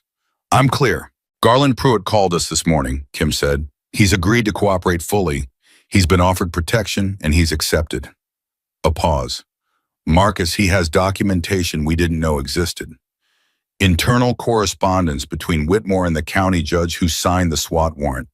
Emails. He's been holding them for 3 months." Marcus was very still. 3 months, he said. "He's been building toward this for 3 months," Kim said. "He just needed to see which way it was going to go." Another pause. "With Pruitt's documentation and what you've compiled in the incident this morning on Highway 9, we have enough to move. We're moving." "When soon," she said. "Not today, but soon." She paused. "How's the run going?" "Good," Marcus said. The vendor tables were visible from where he stood, lines of people donation jars filling merchandise, selling the specific cheerful noise of a thing working as intended. "It's going very well." "Good," Kim said. "Let it be a good day. You've earned it." He hung up and stood at the edge of the tent for a moment, looking out at the fairgrounds at the 441 riders who had made it through a blocked highway to stand on this ground at the crowd of strangers who had come to witness something that mattered at Carol and Lily 30 yards away, with Lily's hand in her mother's, and both of them looking out at the sea of bikes with expressions that were each in their own way, something close to the release of a breath held for a very long time. Marcus walked back to his table and sat down and looked at his 3 tallying systems and let himself very quietly exhale. The numbers were moving fast, faster than projected, faster than anything he'd calculated. He picked up his phone and called Jim. "I have early numbers," he said when Jim answered. "Tell me." Marcus looked at the screen, looked at it again to be sure. "We're going to hit the goal," he said. "We're going to clear it." The silence on Jim's end lasted exactly 2 seconds. Then Jim said, "By how much?" "I won't know final until this afternoon," Marcus said. "But Jim," he paused, "it's going to be enough. It's going to be more than enough." Another pause. When Jim spoke again, his voice was the voice of a man who has been holding something for weeks and is very carefully setting it down. "Tell the vendors to keep going," he said. "Every dollar past the goal goes to the next family that needs it." "Already planned for it," Marcus said. "Good." A pause. "Marcus?" "Yeah. Thank you." Marcus looked at his laptop screen at the numbers still moving at the thing they had built out of legal filings and financial records, and 441 people who had decided to show up on a Sunday morning. "Don't thank me yet," he said. "We still have things to finish." "I know," Jim said, "but right now, right this second, thank you." Marcus allowed himself one moment. Just one. Then, "Go be with your people," he said. "I'll handle the numbers." The day moved forward in the way that days do when they are carrying more than one kind of significance fast in the parts that mattered slow, in the parts you wanted to keep and over before you were quite ready for it to be. The run finished. The tallies ran. The afternoon came in warm and ordinary over the Oak Haven County Fairgrounds, and somewhere in Sacramento in a federal field office with bland furniture and fluorescent lights, in a case file with a deliberately boring title, Agent Sandra Kim was reading Garland Pruitt's 3 months of carefully preserved internal correspondence and building a timeline, that was going to require multiple defendants in several different charge categories, and the kind of prosecution that did not happen quietly. But that was for later. Right now at the fairgrounds, a 6-year-old girl named Lily Danvers was sitting on the back of a parked motorcycle, a large, beautifully maintained machine that belonged to Richie Torres, who was standing 2 feet away with his arms crossed in the expression of a man who is pretending to be indifferent about something he is absolutely not indifferent about. And she was making engine sounds with her mouth while her mother took a photograph. "Vroom," Lily said with complete commitment. "Vroom," Richie agreed gravely. Jim stood nearby and watched and said nothing because there was nothing to say that the moment was not already saying better. The final tally came in at 4:17 in the afternoon, and Marcus sat with it for 60 seconds before he called anyone because he needed the 60 seconds to make sure he was reading it correctly and not making the kind of mistake that hope manufactures in tired men. He was not making a mistake. $312,440. That was the number. Vendor tables registration fees. Merchandise, the online fundraiser that had been running parallel for a week, in a single anonymous wire transfer of $25,000 that had appeared in the chapter's charity account at 2 in the afternoon from a source that listed only a post office box in Nevada, an origin that Marcus looked at for a long moment before deciding that some things did not require investigation. He called Jim first. Jim was still at the fairgrounds helping Roadblock supervise the breakdown of the vendor infrastructure with the particular hands-on efficiency of a man who did not believe in asking people to do work he wouldn't do himself. He had his phone in his back pocket, and when it rang and he saw Marcus's name, he stepped away from the tent pole he was carrying and answered. $312,000, Marcus said. $440. Jim stood very still on the fairgrounds grass. Around him, the breakdown continued. Voices, the sound of equipment being folded and loaded the tail end of the afternoon. He looked at none of it. "Say it again," he said. Marcus said it again. Jim looked up at the sky, which was doing nothing remarkable, which was the right thing for the sky to be doing right now because everything else was already more than enough. "Transfer it to the Seattle account," he said. "All of it tonight." "Already set up," Marcus said. "I'll execute it within the hour." "And the surplus, $62,440 above the treatment bond," Marcus said. "I'll hold it in the charity account pending your direction." "We'll talk about it Monday," Jim said. "Tonight, just get the money to Seattle." "Understood." A pause. "Jim, Carol needs to know." "I'm going to her now," Jim said. He found Carol at the edge of the fairgrounds where she and Marisol and Lily had retreated from the main crowd to a quieter stretch of grass. Lily had fallen asleep sitting upright against Marisol's shoulder, her yellow dress slightly grass-stained, her braids coming undone at the ends with the absolute completeness of a child who has had a big day and made no negotiation with exhaustion. Carol was sitting beside them with her knees drawn up and her arms around them, looking out at the activity on the grounds. She saw Jen coming from 30 yards away, and she read something in the way he walked, not urgency, something different, and she got to her feet before he reached her. He stopped 2 feet from her and said, "We cleared it. We cleared the goal." Carol looked at him. Her face went through something that was not one thing, but several things in very rapid succession. Something that clenched and then opened, clenched and opened like a fist releasing a grip it had maintained for so long the muscles didn't quite know what to do without it. "How much?" she said. $62,000 over, Jim said. "The treatment is fully funded. The transfer goes to Seattle tonight." Carol put her hand over her mouth. It was not a dramatic gesture. It was involuntary. The body's response to a feeling that needed somewhere to go. She stood like that for 3 seconds, and Jim did not say anything because there was nothing appropriate to say in 3 seconds like those except nothing. Then she took her hand away from her mouth and looked at him and said in a voice that was completely steady, in the particular way of something that has passed through the shaking and come out the other side, "She's going to be okay." "She's going to be okay," Jim said. Carol looked at her daughter sleeping against Marisol's shoulder, 41 pounds, yellow dress, grass-stained braids undone. She looked at her for a long time. "I don't know how to thank you," she said. "You don't have to," Jim said. "I need to," she said. "I need you to understand that you—" She stopped. Started again. 8 months I've been alone with this. 8 months. And I kept thinking there was going to be some moment where I finally couldn't hold it anymore, where I ran out of whatever it is you run on when you have no other options. She paused. And then a man I didn't know showed up at my diner counter and told me it was going to be okay. And I didn't know if I believed him. She looked at Jim. I believe him now. Jim looked at her for a moment. He was not a man who showed much, but something in his face was less guarded than usual. Not open exactly, but accessible. You held it together, he said. For 8 months, that was you. You gave me something to hold it together for, she said. They stood there for a moment in the quiet of that, the late afternoon light going warm over the fairgrounds, Lily asleep on Marisol's shoulder. Then Marisol, who had been listening to all of this with her eyes partly closed in the manner of someone pretending not to said, without opening them fully, someone should probably tell the internet. Carol made a sound that was almost a laugh. Jim looked at Marisol with something approaching gratitude.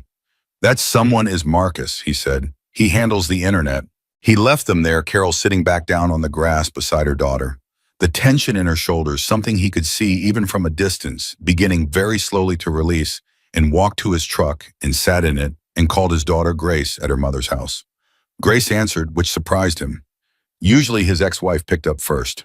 Dad, Grace said, Hey, Bug, you okay? I'm at Tyler's birthday party, but I left to answer because Mom said it might be you, she said with a particular willingness to explain logistics that 7-year-olds default to. Tell Tyler happy birthday from me, Jim said. I will. Are you done with the motorcycle thing? Yeah, Bug, we're done. Did it work? Grace asked with the directness of someone who had not yet learned to soften a question. Did you raise the money for the sick girl? We did, Jim said. We raised more than enough. There was a pause on Grace's end, and in the pause he could hear the birthday party sounds, music and kids, and the specific orchestrated chaos of 7-year-olds in the same space. Good, Grace said. And then because she was 7 and honest, I'm going back to the party now. Go, Jim said. Have fun, Bug. She hung up.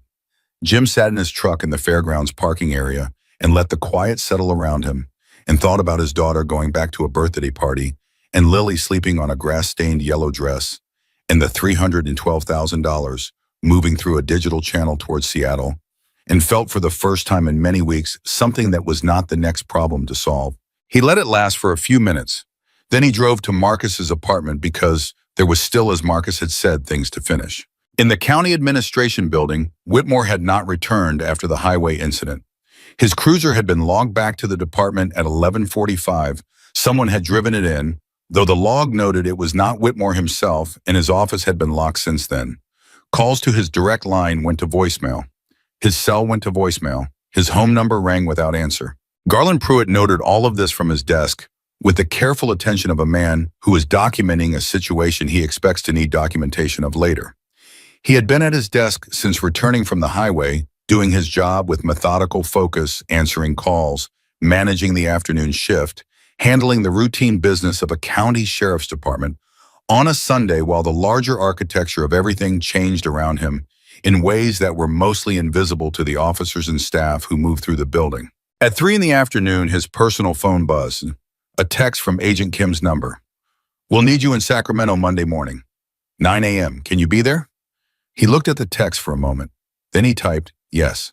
He put the phone back in his pocket and returned to the shift log he was updating and thought about 18 years of mornings in this building. The first morning nervous and certain he was doing something meaningful, and all the mornings after it, the slow accumulation of small compromises and deliberate avoidances and things he had told himself were not his to fix even when he knew they were.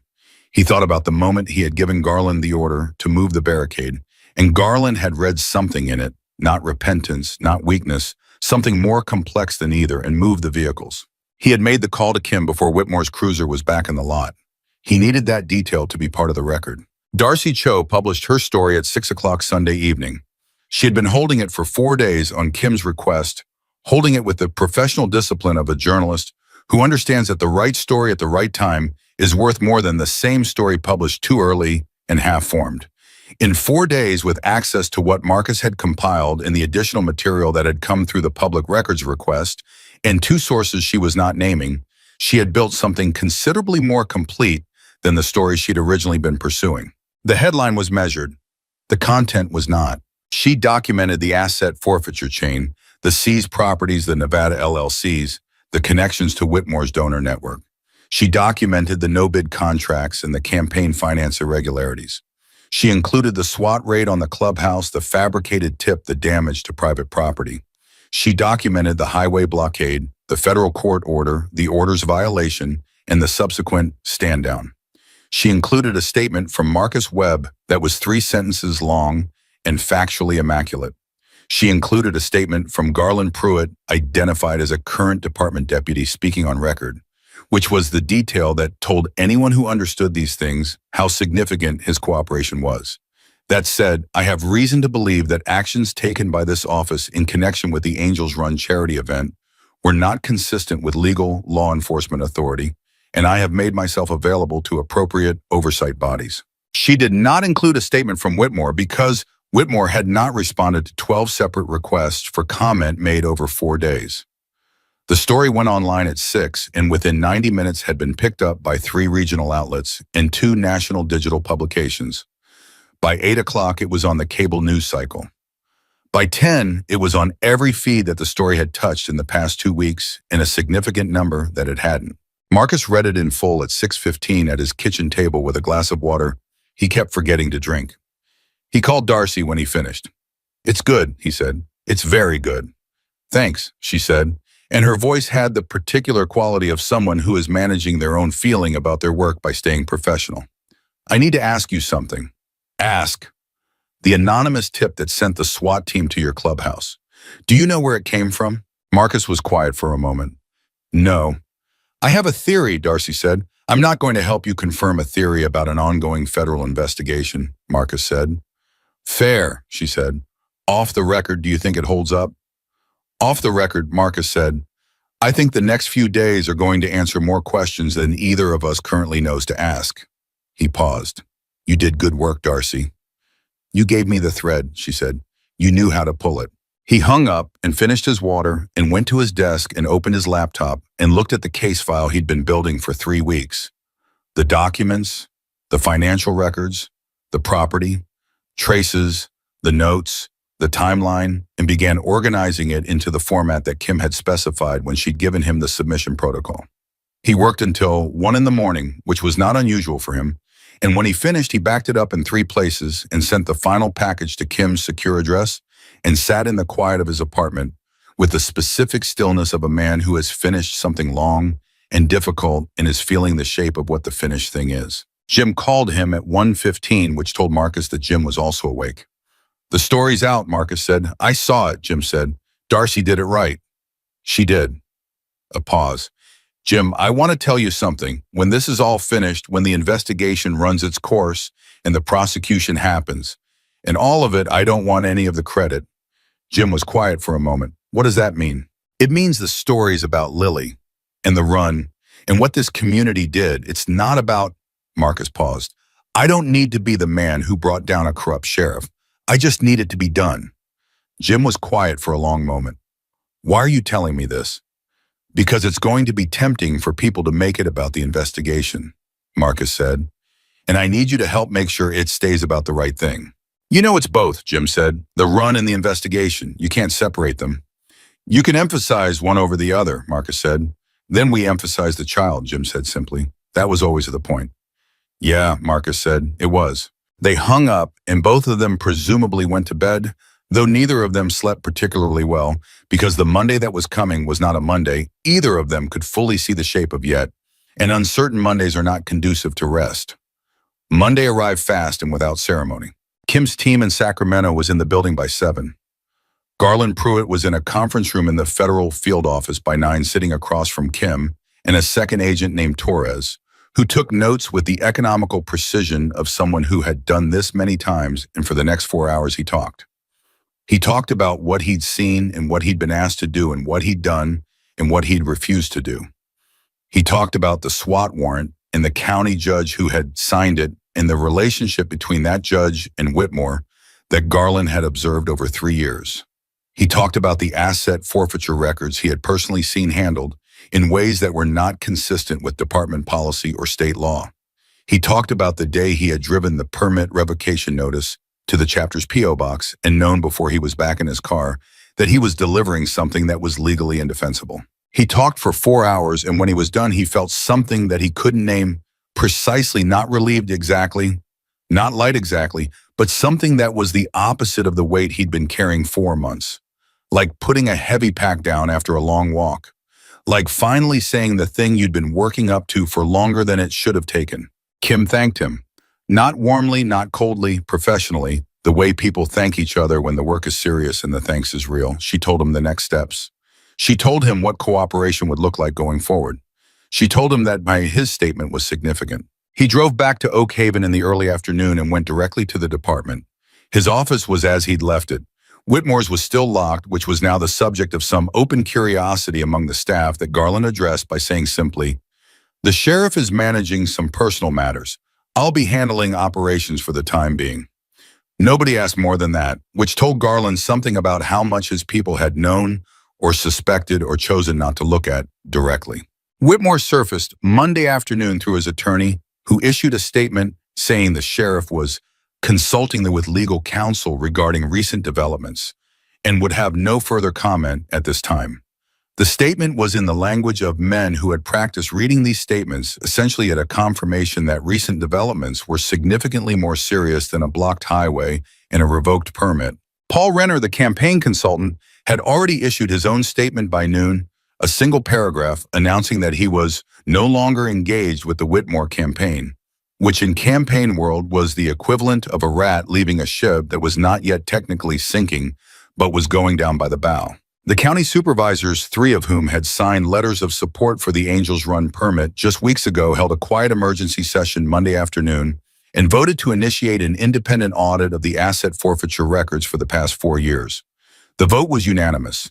The auditors they contracted were from a firm in San Francisco that specialized in government financial irregularities and had no prior relationship with anyone in Oak Haven County. Marcus heard about the audit at 4 in the afternoon from a source he wouldn't name, and he called Jim immediately. "The supervisors just ordered an independent audit," he said. Jim was at the garage back to the ordinary business of a Monday, and he set down the parts list he'd been reviewing. "How fast?" "Firm's already been contracted. They're in the county records room tomorrow morning." A pause. "Jim wants the auditors start pulling the same threads I pulled, but with full legal authority and a forensic accountant. This is going to move fast. The evidence isn't hidden well. It was hidden from casual observation, but not from scrutiny." "Whitmore knows that," Jim said. "Yes," Marcus said, "which is why I'm a little surprised he hasn't." He stopped. "Hasn't what?" "Hasn't done something more dramatic," Marcus said carefully. "Men in his position, when the accounting comes, some of them go quiet and lawyer up, which is the smart play. Some of them don't." Jim was quiet for a moment. "You think he's going to do something?" "I think he's a man who has been building an identity, a political identity, a public identity for his entire adult life. And that identity is in the process of collapsing. And I think some men, when that happens, don't react rationally." "What does irrational look like for someone with his resources?" "I don't know," Marcus said. "That's what worries me." Jim thought about that for a moment. About Whitmore and the 3rd Cruiser on Highway 9 not coming out to face the formation, sending Garland to the line instead. About the press conferences and the manufactured outrage and the SWAT raid, all of it, the behavior of a man reacting, not planning. Reactive men with cornered animal energy were not predictable in the ways that mattered. "I'm going to call Kim," Jim said. "She's already aware," Marcus said. "She told me this morning she has people watching." "Where is he right now?" "His attorney's office, as of 2 hours ago," Marcus said. "After that, I don't know." "Keep trying to know," Jim said. He hung up and stood in the garage for a moment thinking. Then he picked up his keys and drove to the diner on Sycamore Street, not because Carol was in any specific danger, but because something in him needed to account for the people in this story who were not part of the law enforcement apparatus, who were not protected by the invisible presence of federal agents in unmarked vehicles, who were simply a woman and a child in a diner on a Monday afternoon. The dinner rush hadn't started yet. The diner was at the quiet hour between shifts, 3 tables occupied with lingering afternoon customers. Carol was behind the counter doing prep for the evening with the focused efficiency of someone who had nowhere to be but here for the next 4 hours. She looked up when Jim came in. "2 visits in 1 week," she said. "I'm starting to think you like the coffee." I do like the coffee, he said, which was true, and sat at the counter. She poured without being asked. Something wrong? No, he said. Then because it was Carol and she deserved honesty, I don't know yet. Probably no. He wrapped his hands around the cup. I just wanted to check in. She looked at him with the particular assessing look of a woman who has been reading people across a counter for 11 years. It's Whitmore, she said. He's lawyered up. He's quiet. You wanted to make sure we were okay. Yes. Carol looked at him for a moment. Then she set the coffee pot down and leaned against the counter, not the posture of a woman concerned, but the posture of a woman who has decided to be direct. Jim, whatever he does or doesn't do, I've been scared for 8 months. Real scared. The kind where you lie awake at 3 in the morning and you can't breathe all the way in because if you breathe all the way in, you'll feel how bad it actually is. She paused. That's over. Maybe things happen, maybe there's more to get through, but the fear is different now. It's not the same animal. She picked up the coffee pot again. We're okay. Jim looked at her. He believed her, which meant something because he was good at knowing when to believe people. The Seattle appointment's been confirmed, he asked. Thursday, she said. We fly out Wednesday morning. The treatment program confirmed our slot when the transfer went through last night. She paused. Lily keeps asking if she can send the motorcycle men a postcard from Seattle. Jim almost smiled. Tell her yes. She wants to send one to you specifically, Carol said. I told her I'd have to get the address. Jim took a napkin from the dispenser and borrowed a pen from the cup beside the register and wrote the chapter's Route 7 address in his large, clear handwriting. He slid the napkin across the counter. Carol looked at it and folded it, put it in her apron pocket. Thank you, she said, for what might have been the 100th time in the past 2 weeks, but felt this time like it was carrying all of them. Have a good night, Jim said. He left enough cash on the counter to cover the coffee 3 times over and walked back out to the evening street. Whitmore made his move Tuesday morning. He had apparently spent Monday night at his attorney's office, a detail that came out later as many details do in a timeline constructed from surveillance footage and cell phone records, and the testimony of people who had been in the building. He had arrived at his attorney's office at 3 in the afternoon Monday and had not left. His attorney, a man named Gerald Cross, who had represented Whitmore since his first campaign, had apparently spent most of those hours arguing against what Whitmore intended to do next. He hadn't argued hard enough, or Whitmore hadn't listened, which amounted to the same thing. At 7 Tuesday morning, Whitmore walked into the county administration building wearing his full-dress uniform, which was itself a tell because Tuesday mornings were not occasions for dress uniform, and went directly to his office and unlocked it for the first time since Sunday. His assistant, a woman named Phyllis, who had been with the department for 12 years, told investigators later that he had seemed calm in a way that was different from his usual calm, not the practiced composure of a man performing confidence, but something quieter and more settled, the calm of someone who has made a decision and is no longer negotiating with themselves about it. He spent 40 minutes in his office alone. He made 3 calls that would later be traced, one to his wife, which lasted 11 minutes, one to his attorney, which lasted 3, and one to his oldest daughters, which lasted the 22 minutes, and which nobody who later reviewed the record could bring themselves to characterize as anything other than a goodbye call. He left the office at 7:50. He drove to the county fairgrounds, the same fairgrounds where 441 bikes had crossed the finish line 2 days before, where Lily Danvers had sat on Richie Torres' motorcycle and made engine sounds with her mouth, and he parked and walked to the center of the main field and sat down on the grass. He was there for 40 minutes before anyone noticed. It was a groundskeeper who found him, or rather, who found a man in a sheriff's dress uniform sitting cross-legged on the fairgrounds grass at 8:30 in the morning, staring at the middle distance, which was unusual enough to warrant a call to the department. Garland took the call. He drove there himself. He found Whitmore where the groundskeeper had described, sitting on the grass, not distressed in any visible way, not doing anything, just sitting. His uniform was intact, his badge was pinned, his gun was in its holster and had not been touched. There was no dramatic gesture being staged. There was just a man who had come to an open field on a Tuesday morning and sat down, and Garland looked at him for a moment from 20 yards away before walking over. Blake, Garland said. Whitmore looked up. Garland. His voice was normal. His face was normal. I assume you know. I know enough, Garland said carefully. He sat down on the grass beside him, which was not a thing he had planned to do, but which felt like the only appropriate response to a man who was sitting in the middle of a field, not going anywhere. "I'm going to surrender," Whitmore said, "to the federal agents, not to my own department." He paused. "I need you to make the call." Garland looked at him. "Right now?"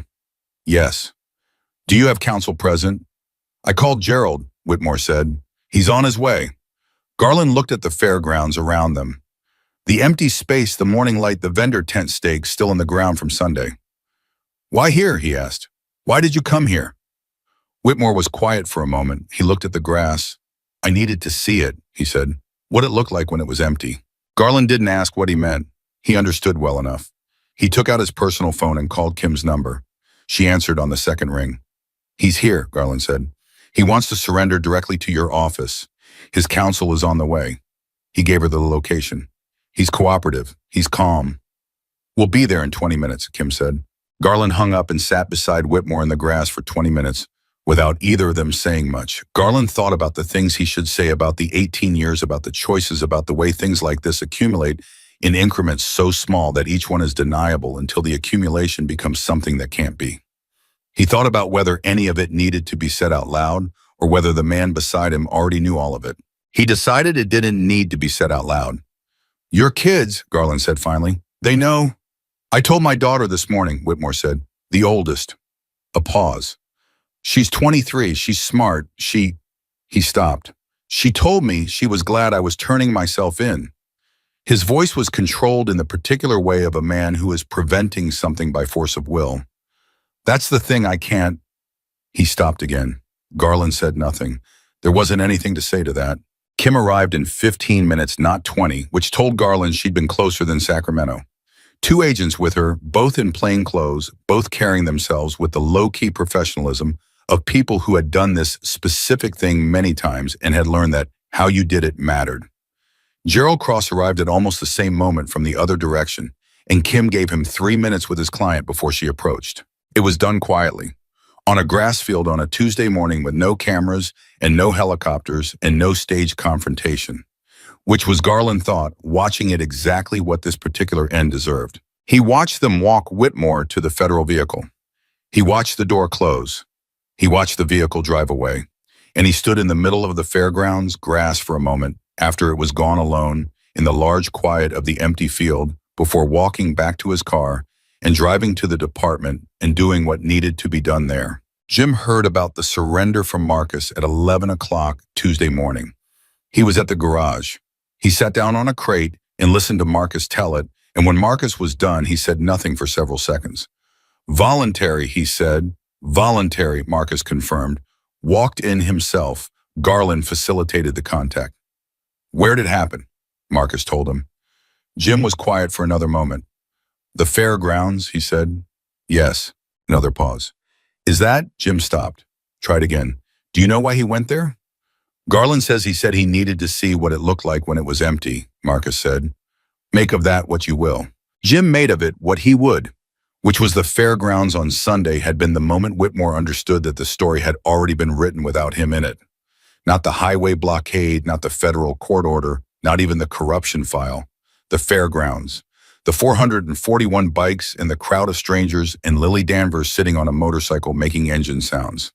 The thing that had happened in spite of him, rather than because of him, the thing that told him more clearly than any legal document that he had been wrong about what this was, who these people were, and what Oak Haven actually stood for. And he had gone back there to sit with it, in the empty. "What are the charges?" Jim asked. "Kim's office hasn't officially announced yet," Marcus said. "But based on what I've compiled and what Garland provided, RICO violations, money laundering through the asset forfeiture scheme, abuse of official capacity, conspiracy to obstruct a federal court order. Possibly more. The county auditors are in the records room right now, and whatever they find becomes additional evidentiary basis." "The county judge who signed the SWAT warrant," Jim said. "Under investigation," Marcus said. "Not charged yet, but under investigation." Jim sat on the crate in the garage with the phone in his hand and thought about the weight of it all. The weight, the whole accumulated mass of everything that had happened over the past 3 weeks. The permit application and the revocation and the federal filing and the SWAT raid and the highway blockade and the run in the money and the surrender on a Tuesday morning at a fairgrounds in the grass. He thought about Marcus and his 16 years of paralegal instincts and his 3 weeks of late nights building something in a back office. He thought about Garland Pruitt standing at the line on Highway 9 and making the call to the FBI before Whitmore's cruiser was back in the lot. He thought about the people who hadn't done the right thing for 18 years and then did, and what that was worth and wasn't worth, and how you held both of those things at the same time without losing the thread of what had mattered from the beginning. Marcus, he said, yeah. You okay? A pause, the pause of someone being asked a question they weren't expecting and aren't certain how to answer honestly. Yeah, Marcus said. I think I am. I'm tired. Another pause. Are you? Yeah, Jim said. I am. Good tired or bad tired? Jim thought about it. Good, he said. Definitely good. The federal charges were officially announced Wednesday morning, 12 hours before Carol and Lily boarded a 6:15 flight to Seattle. The charges were exactly what Marcus had predicted: RICO conspiracy, money laundering, abuse of official capacity, and obstruction of a federal court order. The press conference was held by Kim's supervisor. Kim herself was not visible, which was consistent with how she operated, and was covered live by 3 cable networks and every regional outlet that had touched the story in the past 3 weeks. Whitmore's name was spoken in the context of federal criminal charges at a press conference, while Carol Danvers was packing 2 suitcases in her apartment 8 blocks away. Lily sitting on the edge of the bed telling her what to pack and what not to pack, with the advisory authority of a 6-year-old who had been consulted on an important trip. Pack the sweater, Lily said. Seattle's cold. How do you know Seattle's cold? Carol asked. Marisol told me. Marisol's never been to Seattle. She looked it up, Lily said with the authority of someone reporting an impeccable source. Carol folded the sweater and put it in the suitcase and looked at her daughter on the edge of the bed. Yellow dress exchanged for pajamas. Braids exchanged for 2 lopsided pigtails that Carol had done herself because Lily had insisted, and felt the particular fullness of a moment that contains too much to hold all at once, and so you hold what you can and let the rest be peripheral. You ready for tomorrow? Carol asked. Yes, Lily said immediately. Are the doctors nice? They're supposed to be very nice. Better than Dr. Harris. The program in Seattle is one of the best in the country, Carol said carefully. Lily considered this. Dr. Harris gave me stickers, she said in a tone suggesting this was a relevant variable. I'll ask them about stickers, Carol said. Lily seemed satisfied with this. She looked at the suitcase. Did you pack my book? Which one? The one with the horses. Carol found the book on the nightstand and packed it. Lily watched the packing process with the focused attention of someone making sure nothing important was forgotten, and Carol worked through it with the practical love of a mother who has learned to let the ordinary rituals of packing and preparing and going carry the weight of what can't be said directly. Her phone buzzed on the dresser. She glanced at it, a text from Jim's number, which she hadn't heard from since Sunday. It said, safe travels. She's going to be okay. Tell Lily the bikes will be here when she gets back. Carol read it twice, put the phone face down, kept packing. Mom, Lily said, yeah. After Seattle, can we go see the motorcycles again? Carol looked at her daughter. Dark eyes, gap-toothed smile, 41 pounds. There were going to become more in the months ahead because the treatment was going to work, because the money was there, because 441 people had shown up on a Sunday morning, because a man she hadn't known before 2 weeks ago had walked into her diner and sat at the counter and refused to accept a story that ended badly. Yes, Carol said. We'll go see the motorcycles. Lily smiled the gap-toothed smile. Cool, she said with the serene satisfaction of someone who has gotten the answer they wanted and is done negotiating. Carol went back to packing, and outside the apartment window, Oak Haven moved through its Wednesday evening in the ordinary way: people in diners, people driving home, people going to sleep with the vague, unconscious assumption that the systems around them were basically honest. And it was tonight more true than it had been yesterday, which was as much as you could ask of any given evening. In the rebuilt clubhouse on Route 7, Jim sat at the long table after everyone had gone home and looked at the map with the 46 red tacks. He held a 47th tack in his hand. He looked at the map for a long time. Then he pressed the tack in.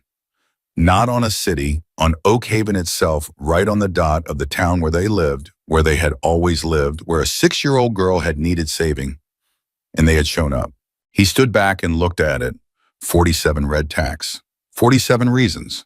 He turned off the lights and locked the door and drove home through the quiet town, and the night held everything, the charges and the surrender and the transfer to Seattle, and the packed suitcase with the horse book, and Lily's question about the sweater, and Garland Pruitt sitting on the fairgrounds grass, and 441 engines on Highway 9 in the morning light, held all of it in the dark and the ordinary and the particular silence of a town that had been tested and had not in the end been found wanting. The postcard arrived on a Thursday 3 weeks after Carol and Lily had flown to Seattle. It came with the regular mail, a water bill, a coupon, circular, a magazine nobody at the clubhouse had subscribed to, and Dice found it in the P.O. box on Main Street and recognized the handwriting immediately because it was the handwriting of a child large and uneven and committed with the full pressure of someone who takes the physical act of writing seriously. The front had a photograph of the Seattle waterfront. The back had 9 words written in purple crayon. Dear Big Jim, I am getting better. Love, Lily. Dice drove to the clubhouse without stopping anywhere first, which was its own kind of message. Jim was at the workbench when Dice came through the door holding the postcard with the careful two-handed posture of someone transporting something that matters. He held it out without saying anything. Jim read it once, read it again, set it on the workbench, and stood looking at it for a moment with his hands braced on the surface on either side of it, not moving, just reading those 9 words as if they required more than one pass to fully absorb, which in a way they did because the weight they were carrying was not proportional to their length. Dice stood nearby not talking, understanding without being told that this was one of those moments that needed its own space and didn't benefit from narration. She spelled my name right, Jim said finally. Lily, 6 years old, got the whole thing right. Carol probably helped, Dice said. Maybe, Jim said. Doesn't matter. He picked the postcard up and walked to the back of the clubhouse to the wall above the old symbol where the map with the 47 red tacks was pinned, and he reached into the drawer of the side table for a pushpin and pressed the postcard to the wall. Not over the map. To the right of it, in its own space where it could be seen clearly by anyone who stood in that room. He stepped back and looked at it. 9 words in purple crayon. Dear Big Jim, I am getting better. Love, Lily. Dice came and stood beside him. They looked at it together for a moment. That's the whole story right there, Dice said. Yeah, Jim said. It is. He left it there and went back to work because there was still work to be done, and the postcard didn't change that it completed something, the way a period at the end of a long sentence completes it. But completion is not the same as ending. And Jim Caulfield had never been a man who confused the two. What happened in the weeks following Whitmore's surrender happened on multiple tracks simultaneously, the way consequences always do when they have been building for a long time and finally find their release. The federal investigation moved with the particular speed of a case where the evidence had been pre-assembled by people who knew what they were doing. Marcus's package and Garland's documentation and the county auditor's findings combined into a file that the federal prosecutor described in a later interview as the most organized pre-submission evidence package she had received from a non-law enforcement source in 14 years of prosecution. She said it as a compliment. Marcus, when it was reported back to him, said only, "I had a lot of time," which was true and also not quite the point. The county judge who had signed the SWAT warrant was placed on administrative leave pending investigation within 10 days of Whitmore's surrender. The investigation of the judge was separate from the federal case against Whitmore, but fed from the same evidentiary pool, and the people who understood these things understood that administrative leave in this context was a way station, not a destination. 3 of the county contractors who had received no-bid contracts through Whitmore's network were audited. 2 of them hired attorneys the same day the audit was announced. The third, a man named Douglas Reese, who had been the principal investor in one of the shell companies Marcus had traced, flew to Costa Rica for what he described to his assistant as a personal wellness retreat, and did not return on the scheduled date, which created its own set of legal complications that the federal prosecutor added to her file with the brisk efficiency of someone adding a line to a list. The Nevada LLC, the one registered under Whitmore's mother-in-law's maiden name, was frozen by federal order within 2 weeks of the surrender. The assets it held, including the commercial property on Route 12 that had been Marcus's first thread, were placed in a federal receivership pending restitution proceedings. The county supervisors had already begun the process of determining what portion of the recovered assets would be returned to the county's general fund, which was where the stolen money had come from in the first place. Paul Renner, the campaign consultant, gave a lengthy interview to a national political publication in which he said, with the careful language of a man managing his own exposure, that he had raised concerns about Whitmore's approach to the charity-run situation and had ultimately withdrawn from the campaign when it became clear his advice was not being taken. The interview was widely read in political circles as a reminder that the first instinct of everyone adjacent to a scandal is to establish as quickly and publicly as possible that they had in fact seen the problem coming. Marcus read it and said nothing. Jim read it and said less. Garland Pruitt resigned from the sheriff's department on a Friday afternoon, which was the same Friday afternoon that the county board of supervisors voted to appoint him interim sheriff, pending a permanent election. The vote was 4-1.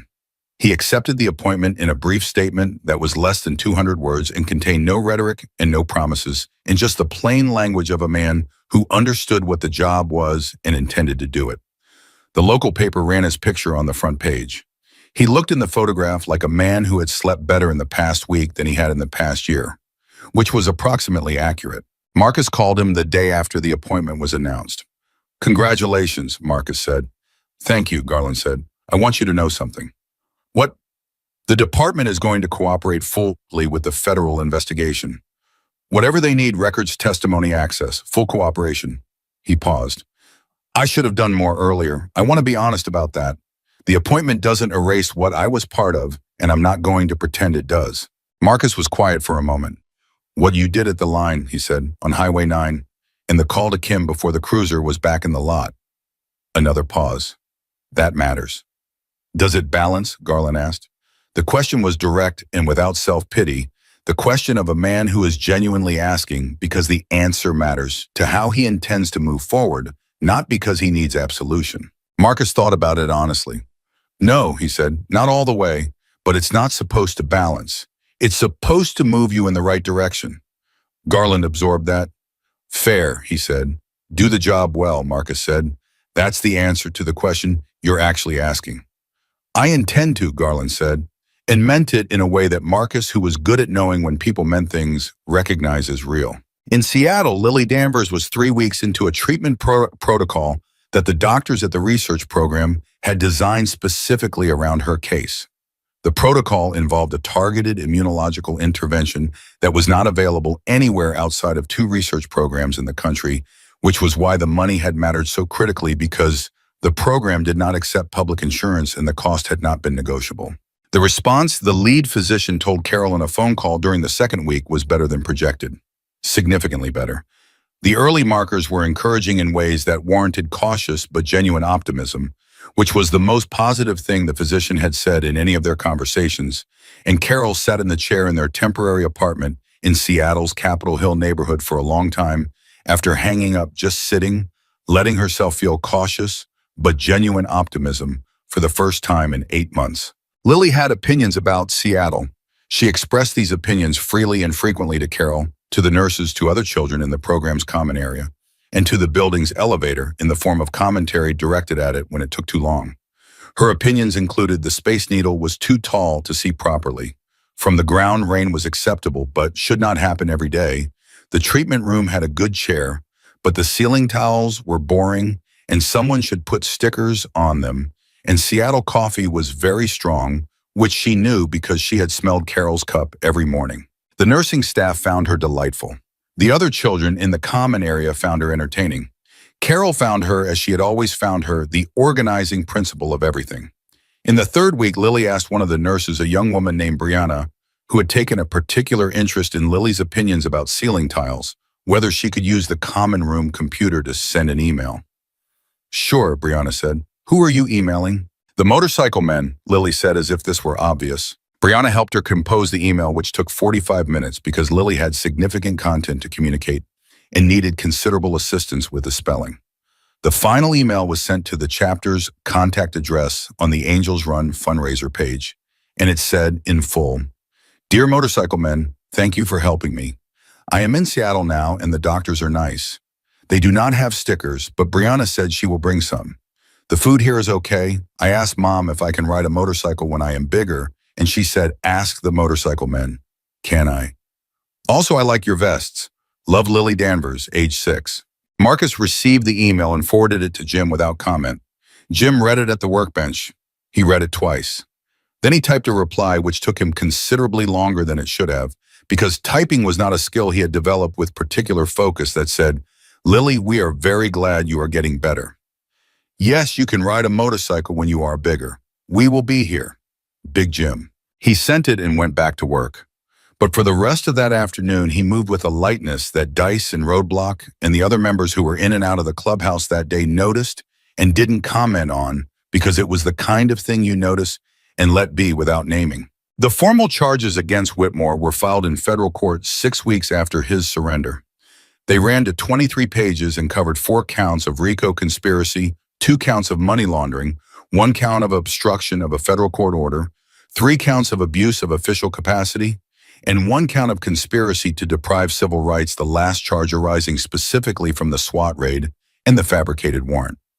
The civil rights charge had been Marcus's idea, or rather it had been the implication of something Marcus had included in his submission to Kim, and the prosecutor had picked it up and run with it. Gerald Cross Whitmore's attorney entered a not guilty plea on all counts at the arraignment, which was standard and expected.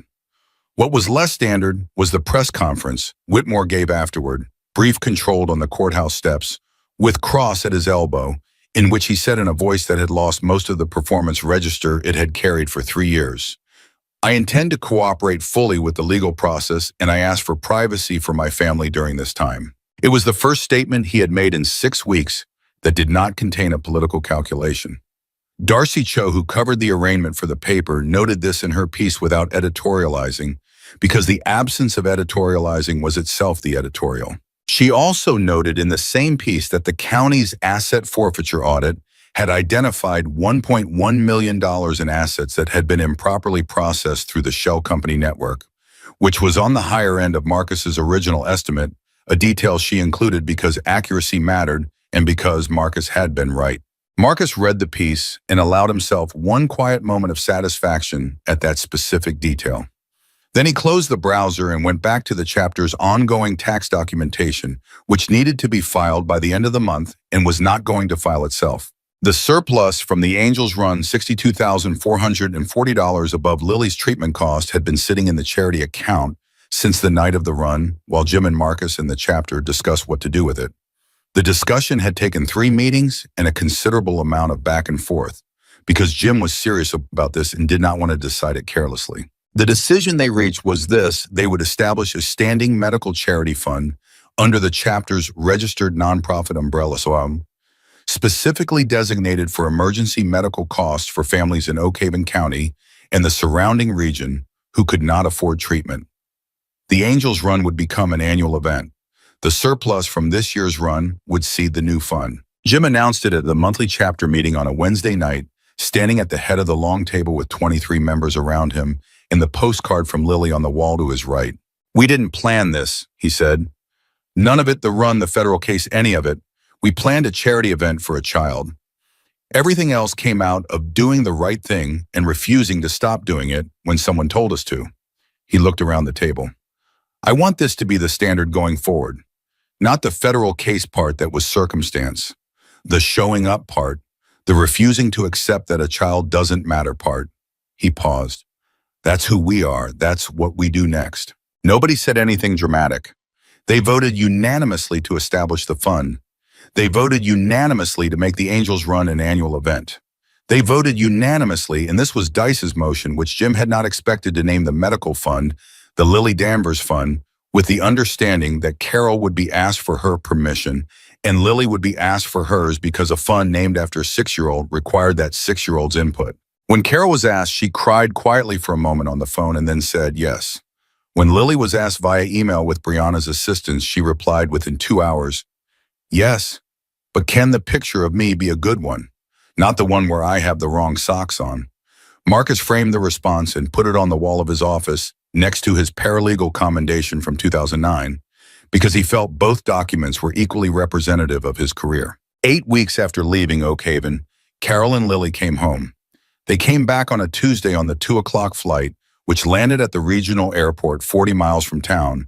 And Carol had told almost no one she was not a woman who organized receptions or planned arrivals. She was a woman who just came home and got on with it. She had told Marisol because Marisol had been watering her plants for 2 months and deserved to know the timeline. She had told Jim because Jim had asked. So when they came out of the arrivals terminal with 2 suitcases and Lily's backpack, shaped like a frog, and the quiet, exhausted relief of people who have been away from their ordinary life for long enough to miss it, the presence of 23 motorcycles idling in the parking area was not something Carol had planned for. She stopped. Lily did not stop. Lily walked forward 3 steps and then stood looking at the motorcycles with the wide-eyed comprehension of someone verifying that a thing they had been told about is real. Jim was standing at the front of the formation. He walked toward them when he saw Carol stop, and he stopped in front of her and looked at her, and she looked at him, and neither of them said anything for a moment. "You knew we were coming today," Carol said. "You told me," he said. "I told you the flight number. I didn't say—" She stopped, looked at the 23 bikes, looked back at him. "You didn't have to do this." "I know," he said. Lily had closed the remaining distance to the nearest motorcycle, Richie's, the one she had sat on at the fairgrounds, and was standing beside it looking at Richie with the frank, assessing directness she applied to most things. "You fixed it," she said, looking at the bodywork. "It was broken before." "It was," Richie confirmed gravely.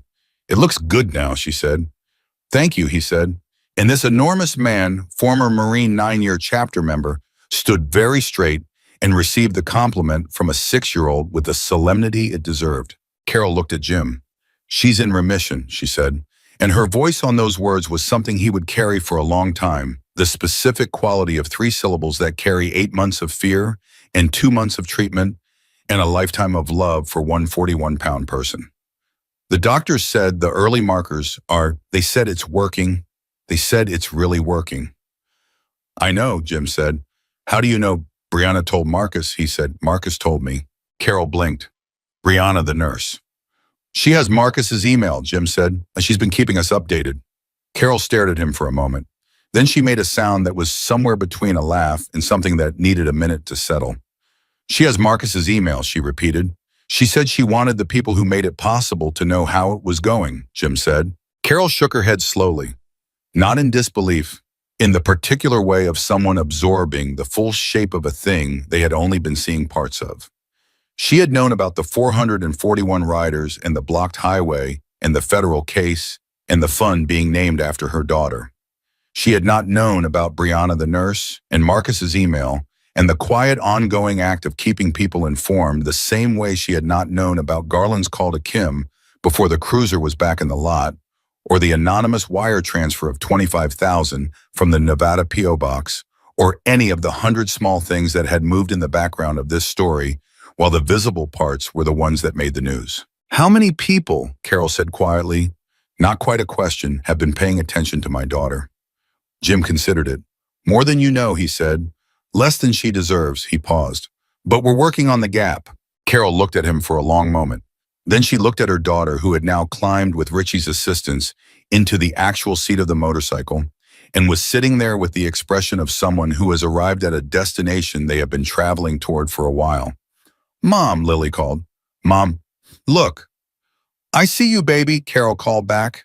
"Take a picture," Lily said. Carol took out her phone and took the picture, Lily on Richie's motorcycle, sitting straight-backed and serious in the leather seat with her frog backpack still on 22 other bikes arranged behind her, the afternoon light doing something unremarkable and beautiful.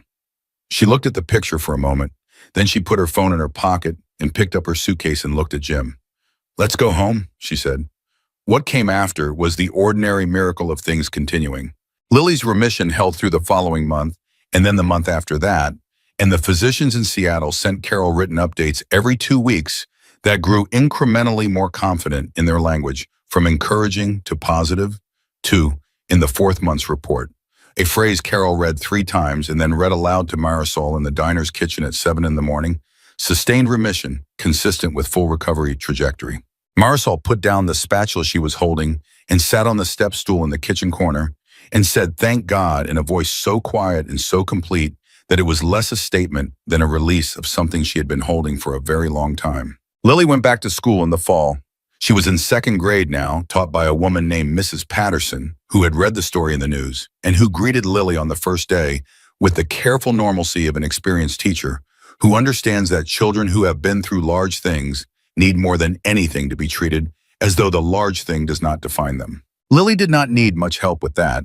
She arrived at second grade with the same matter-of-fact directness she brought to everything, decorated her desk with a small photograph of herself on Richie's motorcycle, and within 2 weeks had strong opinions about the classroom's hamster's name, which she felt should be changed from Mr. Whiskers to something more dignified in the seating arrangement near the window, which she felt was suboptimal. She was, in other words, entirely herself, which was the best possible outcome. The Angels Run held its second annual event in the spring of the following year. The permit was filed without incident and approved within 48 hours by the county office, now operating under procedures that Garland had rewritten to eliminate the discretionary ambiguities that Whitmore had exploited. The event drew 612 riders, 171 more than the first year, because word had spread in the way that good stories spread, not through advertising, but through telling. Sandra Reeves brought 2 full buses of riders from the Bay Area. Gear Hoffman brought 43 from Bakersfield. The Vietnam veteran from San Diego came back this time with 11 other Veterans Organization members who had heard his account of the first run and wanted to be part of the second. The Lily Danvers Fund raised $408,000 at the second Angels Run, which went into the Medical Emergency Fund and was dispersed over the following year to 7 families in the county who could not afford treatment for conditions that were going to kill them without help. 7 families, 14 adults, 9 children.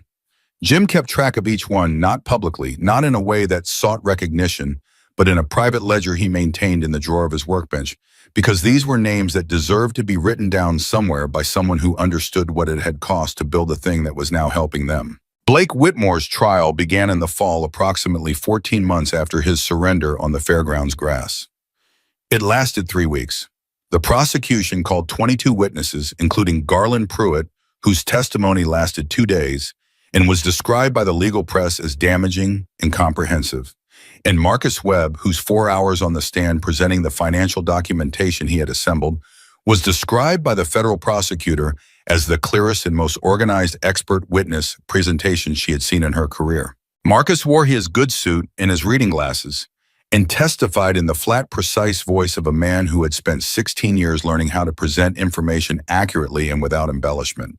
He was not nervous because he had been telling the truth from the beginning, and truth does not require preparation beyond knowing it well. On cross-examination, Whitmore's defense attorney asked him, "Mr. Webb, isn't it true that you began this investigation with a predetermined conclusion that you were looking for evidence against my client rather than following the evidence wherever it led?" Marcus looked at him over the reading glasses. "No," he said. "Can you explain why not?" "Because I started with a charity permit application," Marcus said. "I was looking for whatever was there. What was there was what I found." He paused. "If there had been nothing there, I would have found nothing." The defense attorney moved on. There was not much more he could do with Marcus, which he had probably known before he started. The jury returned a verdict of guilty on 19 of 23 counts after 4 days of deliberation. The 4 counts on which they did not convict were the less significant ones, administrative technicalities, that the federal prosecutor had included for completeness, but had not prioritized. Whitmore sat at the defense table and heard the verdict with the stillness of a man who had known what was coming and had made what peace he could with it. He was sentenced 6 weeks later to 11 years in federal prison. He was 42 years old. His wife had separated from him 3 months after his arrest. His oldest daughter, the one he had called on the morning he went to the fairgrounds, who had told him she was glad he was turning himself in, attended the sentencing hearing, and sat in the back of the courtroom and did not approach him afterward. His younger daughter did not attend. Darcy Cho covered the sentencing for the paper.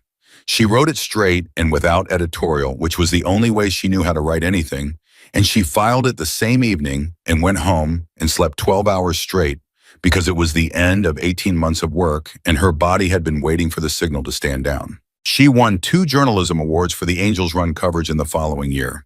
She accepted both awards with brief remarks that credited the public records system, the willingness of sources to come forward, and what she described as The unusual circumstance of having a very good story walk into my newsroom in the form of a permit application dispute. She did not name Marcus or Garland in her acceptance speeches because they had asked her not to, and she honored that because honoring sources was not something she negotiated on. Jim heard about the awards from Dice, who had seen it in his feed. He said good and went back to what he was doing. The rebuilt clubhouse on Route 7 acquired new things in the months and years that followed. The postcard from Lily stayed on the wall above the symbol purple crayon, still legible, Seattle waterfront still visible. Beside it, at some point, someone pinned a printed photograph. Carol had sent it to the chapter's contact address of Lily. In her second-grade classroom, gap-toothed smile, the small photograph of herself on Richie's motorcycle visible in the background on her desk. Beside that, someone added a laminated copy of Darcy Cho's original article. The first one, the one that had started the national coverage, because it was the moment the story had broken its local container and become something larger. And beside that, eventually, a handwritten note in Lily's evolving handwriting, bigger now, more controlled, but still recognizably hers, that said, "Thank you for showing up. I am going to be a doctor when I grow up, or maybe a motorcycle person. Love, Lily, age 7. Jim read that note the morning it arrived and stood in front of the wall for a long time. He was 54 years old. He had been doing this for 15 years. He had buried 2 friends and raised 2 daughters and served 4 years in the Army and come back to a town that had needed more than he'd known how to give for most of his adult life. He had 47 red tacks on a map and a postcard in purple crayon and a medical fund with 7 families' names in a private ledger in his workbench drawer. He thought about what he would say if someone asked him what the lesson of it was, what the point of it had been. What, after everything, the permit and the revocation and the blockade and the fall and the run and the surrender and the trial and the fund and the 7 families and Lily in second grade with the photograph on her desk, what the whole thing meant. He looked at the wall, at the postcard and the photograph and the article, and the note from a 7-year-old who had decided she was going to be a doctor or maybe a motorcycle person. He thought he probably wouldn't say anything because he was not a man who summarized things out loud when the things themselves had already said what needed saying. But if he had to, if someone pushed, if Dice or Marcus or Sandra or Gear or Richie or any one of the 441 asked him, "What was this, Jim? What did we actually do here?" He thought he would say what he had said to Lily's mother on a quiet afternoon at a diner counter before any of it had resolved, when all he had was the intention and the refusal to accept the alternative. He would say, "Someone told us about a child who needed help, and we decided it mattered." That was the whole story. Everything else, the legal filings and the federal investigation and the corrupt sheriff and the blocked highway and the votes and the verdicts, all of it was just what happened when people refused to be told that a child's life was less important than someone else's ambition. All of it was just what showed up when you decided something mattered and acted accordingly and kept acting when the acting became hard. Garland Pruitt was elected sheriff in the permanent election that spring, running unopposed, which was itself a statement about what Oak Haven County had decided it wanted from the person in that job. He served with the particular thoroughness of a man who understood that his tenure was an ongoing act of repair and did not treat that understanding as a burden but as a direction. Marcus Webb eventually went back to work as a paralegal, not for the chapter but for a nonprofit legal organization in Sacramento that provided free services to low-income clients in civil matters. He commuted 3 days a week and spent the other 2 at the chapter keeping the books and the legal filings and the charity fund administration in the meticulous order that was his natural mode of being. He was by any measure doing more good than at any other point in his career, which he would not say out loud, but which he thought about sometimes on the commute home. Richie Torres repainted his motorcycle that winter. The paint job he chose was simple, the deep black he'd always run, but on the left side of the tank, he had a local artist add one small detail, a yellow flower, the same yellow as Lily's dress on the day of the run. Nobody asked him about it. He didn't explain it. It was just there on every ride, and that was enough. Sandra Reeves drove down from the Bay Area for the second Angels run and for everyone after it, and she brought more riders each time. And at the third year's event, she told Jim and she thought the run could grow to 1,000 riders if they wanted it to. And Jim said, "Let's see what the road holds," which was his way of saying yes without making a promise that depended on more than his own intention. Carol Danvers stopped working doubles as much. Not because the diner had gotten easier, but because the online fundraiser that Marcus had set up as a backup during the permit crisis had never quite been taken down. And in the months after the run, it continued to receive small donations from people who had read the story and wanted to do something, and found that sending $20 to a woman who had fought for her daughter felt like the right something to do. She eventually enrolled in an online nursing program, not because of the money exactly, but because something about the past year had clarified for her what she wanted her days to be for, and she thought the clarified version looked like helping people through the specific geography of fear that she now knew well from the inside. She graduated 3 years later. The chapter threw a party at the clubhouse on Route 7, which Lily attended in a dress that was not yellow this time but green, and which she deemed acceptable after some deliberation. Jim danced at that party, which surprised everyone, including himself. And Lily grew. She grew the way children grow, when the thing that was threatening to stop them stops threatening, and the ordinary forward motion of a life takes over quickly, unevenly, in fits and starts of new heights, in new opinions, in new certainties about what she thought and what she wanted and who she was. She grew taller than the doctor's early projections, which her physician mentioned at a checkup, with the quiet satisfaction of someone whose cautious optimism has been exceeded. She stayed curious about motorcycles. Carol kept that door open the way she had promised, and Jim kept the offer open the way he had promised. And when Lily was 12, she came to the clubhouse on a Saturday morning, and Richie Torres, with the solemnity he applied to all important things, taught her how to sit on a bike, how to hold the grips, how to feel the weight of it, how to understand what it meant to be responsible for something that powerful. She listened with complete attention. She asked 3 questions, each one specific and sensible. She sat on the bike for 20 minutes without it running, just feeling it, and then she got off and said, "Okay, I understand now." "What do you understand?" Richie asked. "Why it matters," Lily said. "Why you care about it." Richie looked at her for a moment. "Yeah," he said, "that's the right thing to understand first." Jim was leaning against the doorframe watching. He didn't say anything. He didn't need to. This was not a story about a motorcycle club or a corrupt sheriff or a federal investigation or a charity run. Though it was all of those things, it was a story about what happens when someone decides that a life matters and refuses to be argued out of it, and what that refusal builds when it meets other people who have made the same decision, and how the thing they build together is always larger than any one of them could have managed alone. And how it keeps building even after the emergency that started. It has been resolved because the impulse behind it was never really about the emergency. It was about the kind of people they were choosing to be.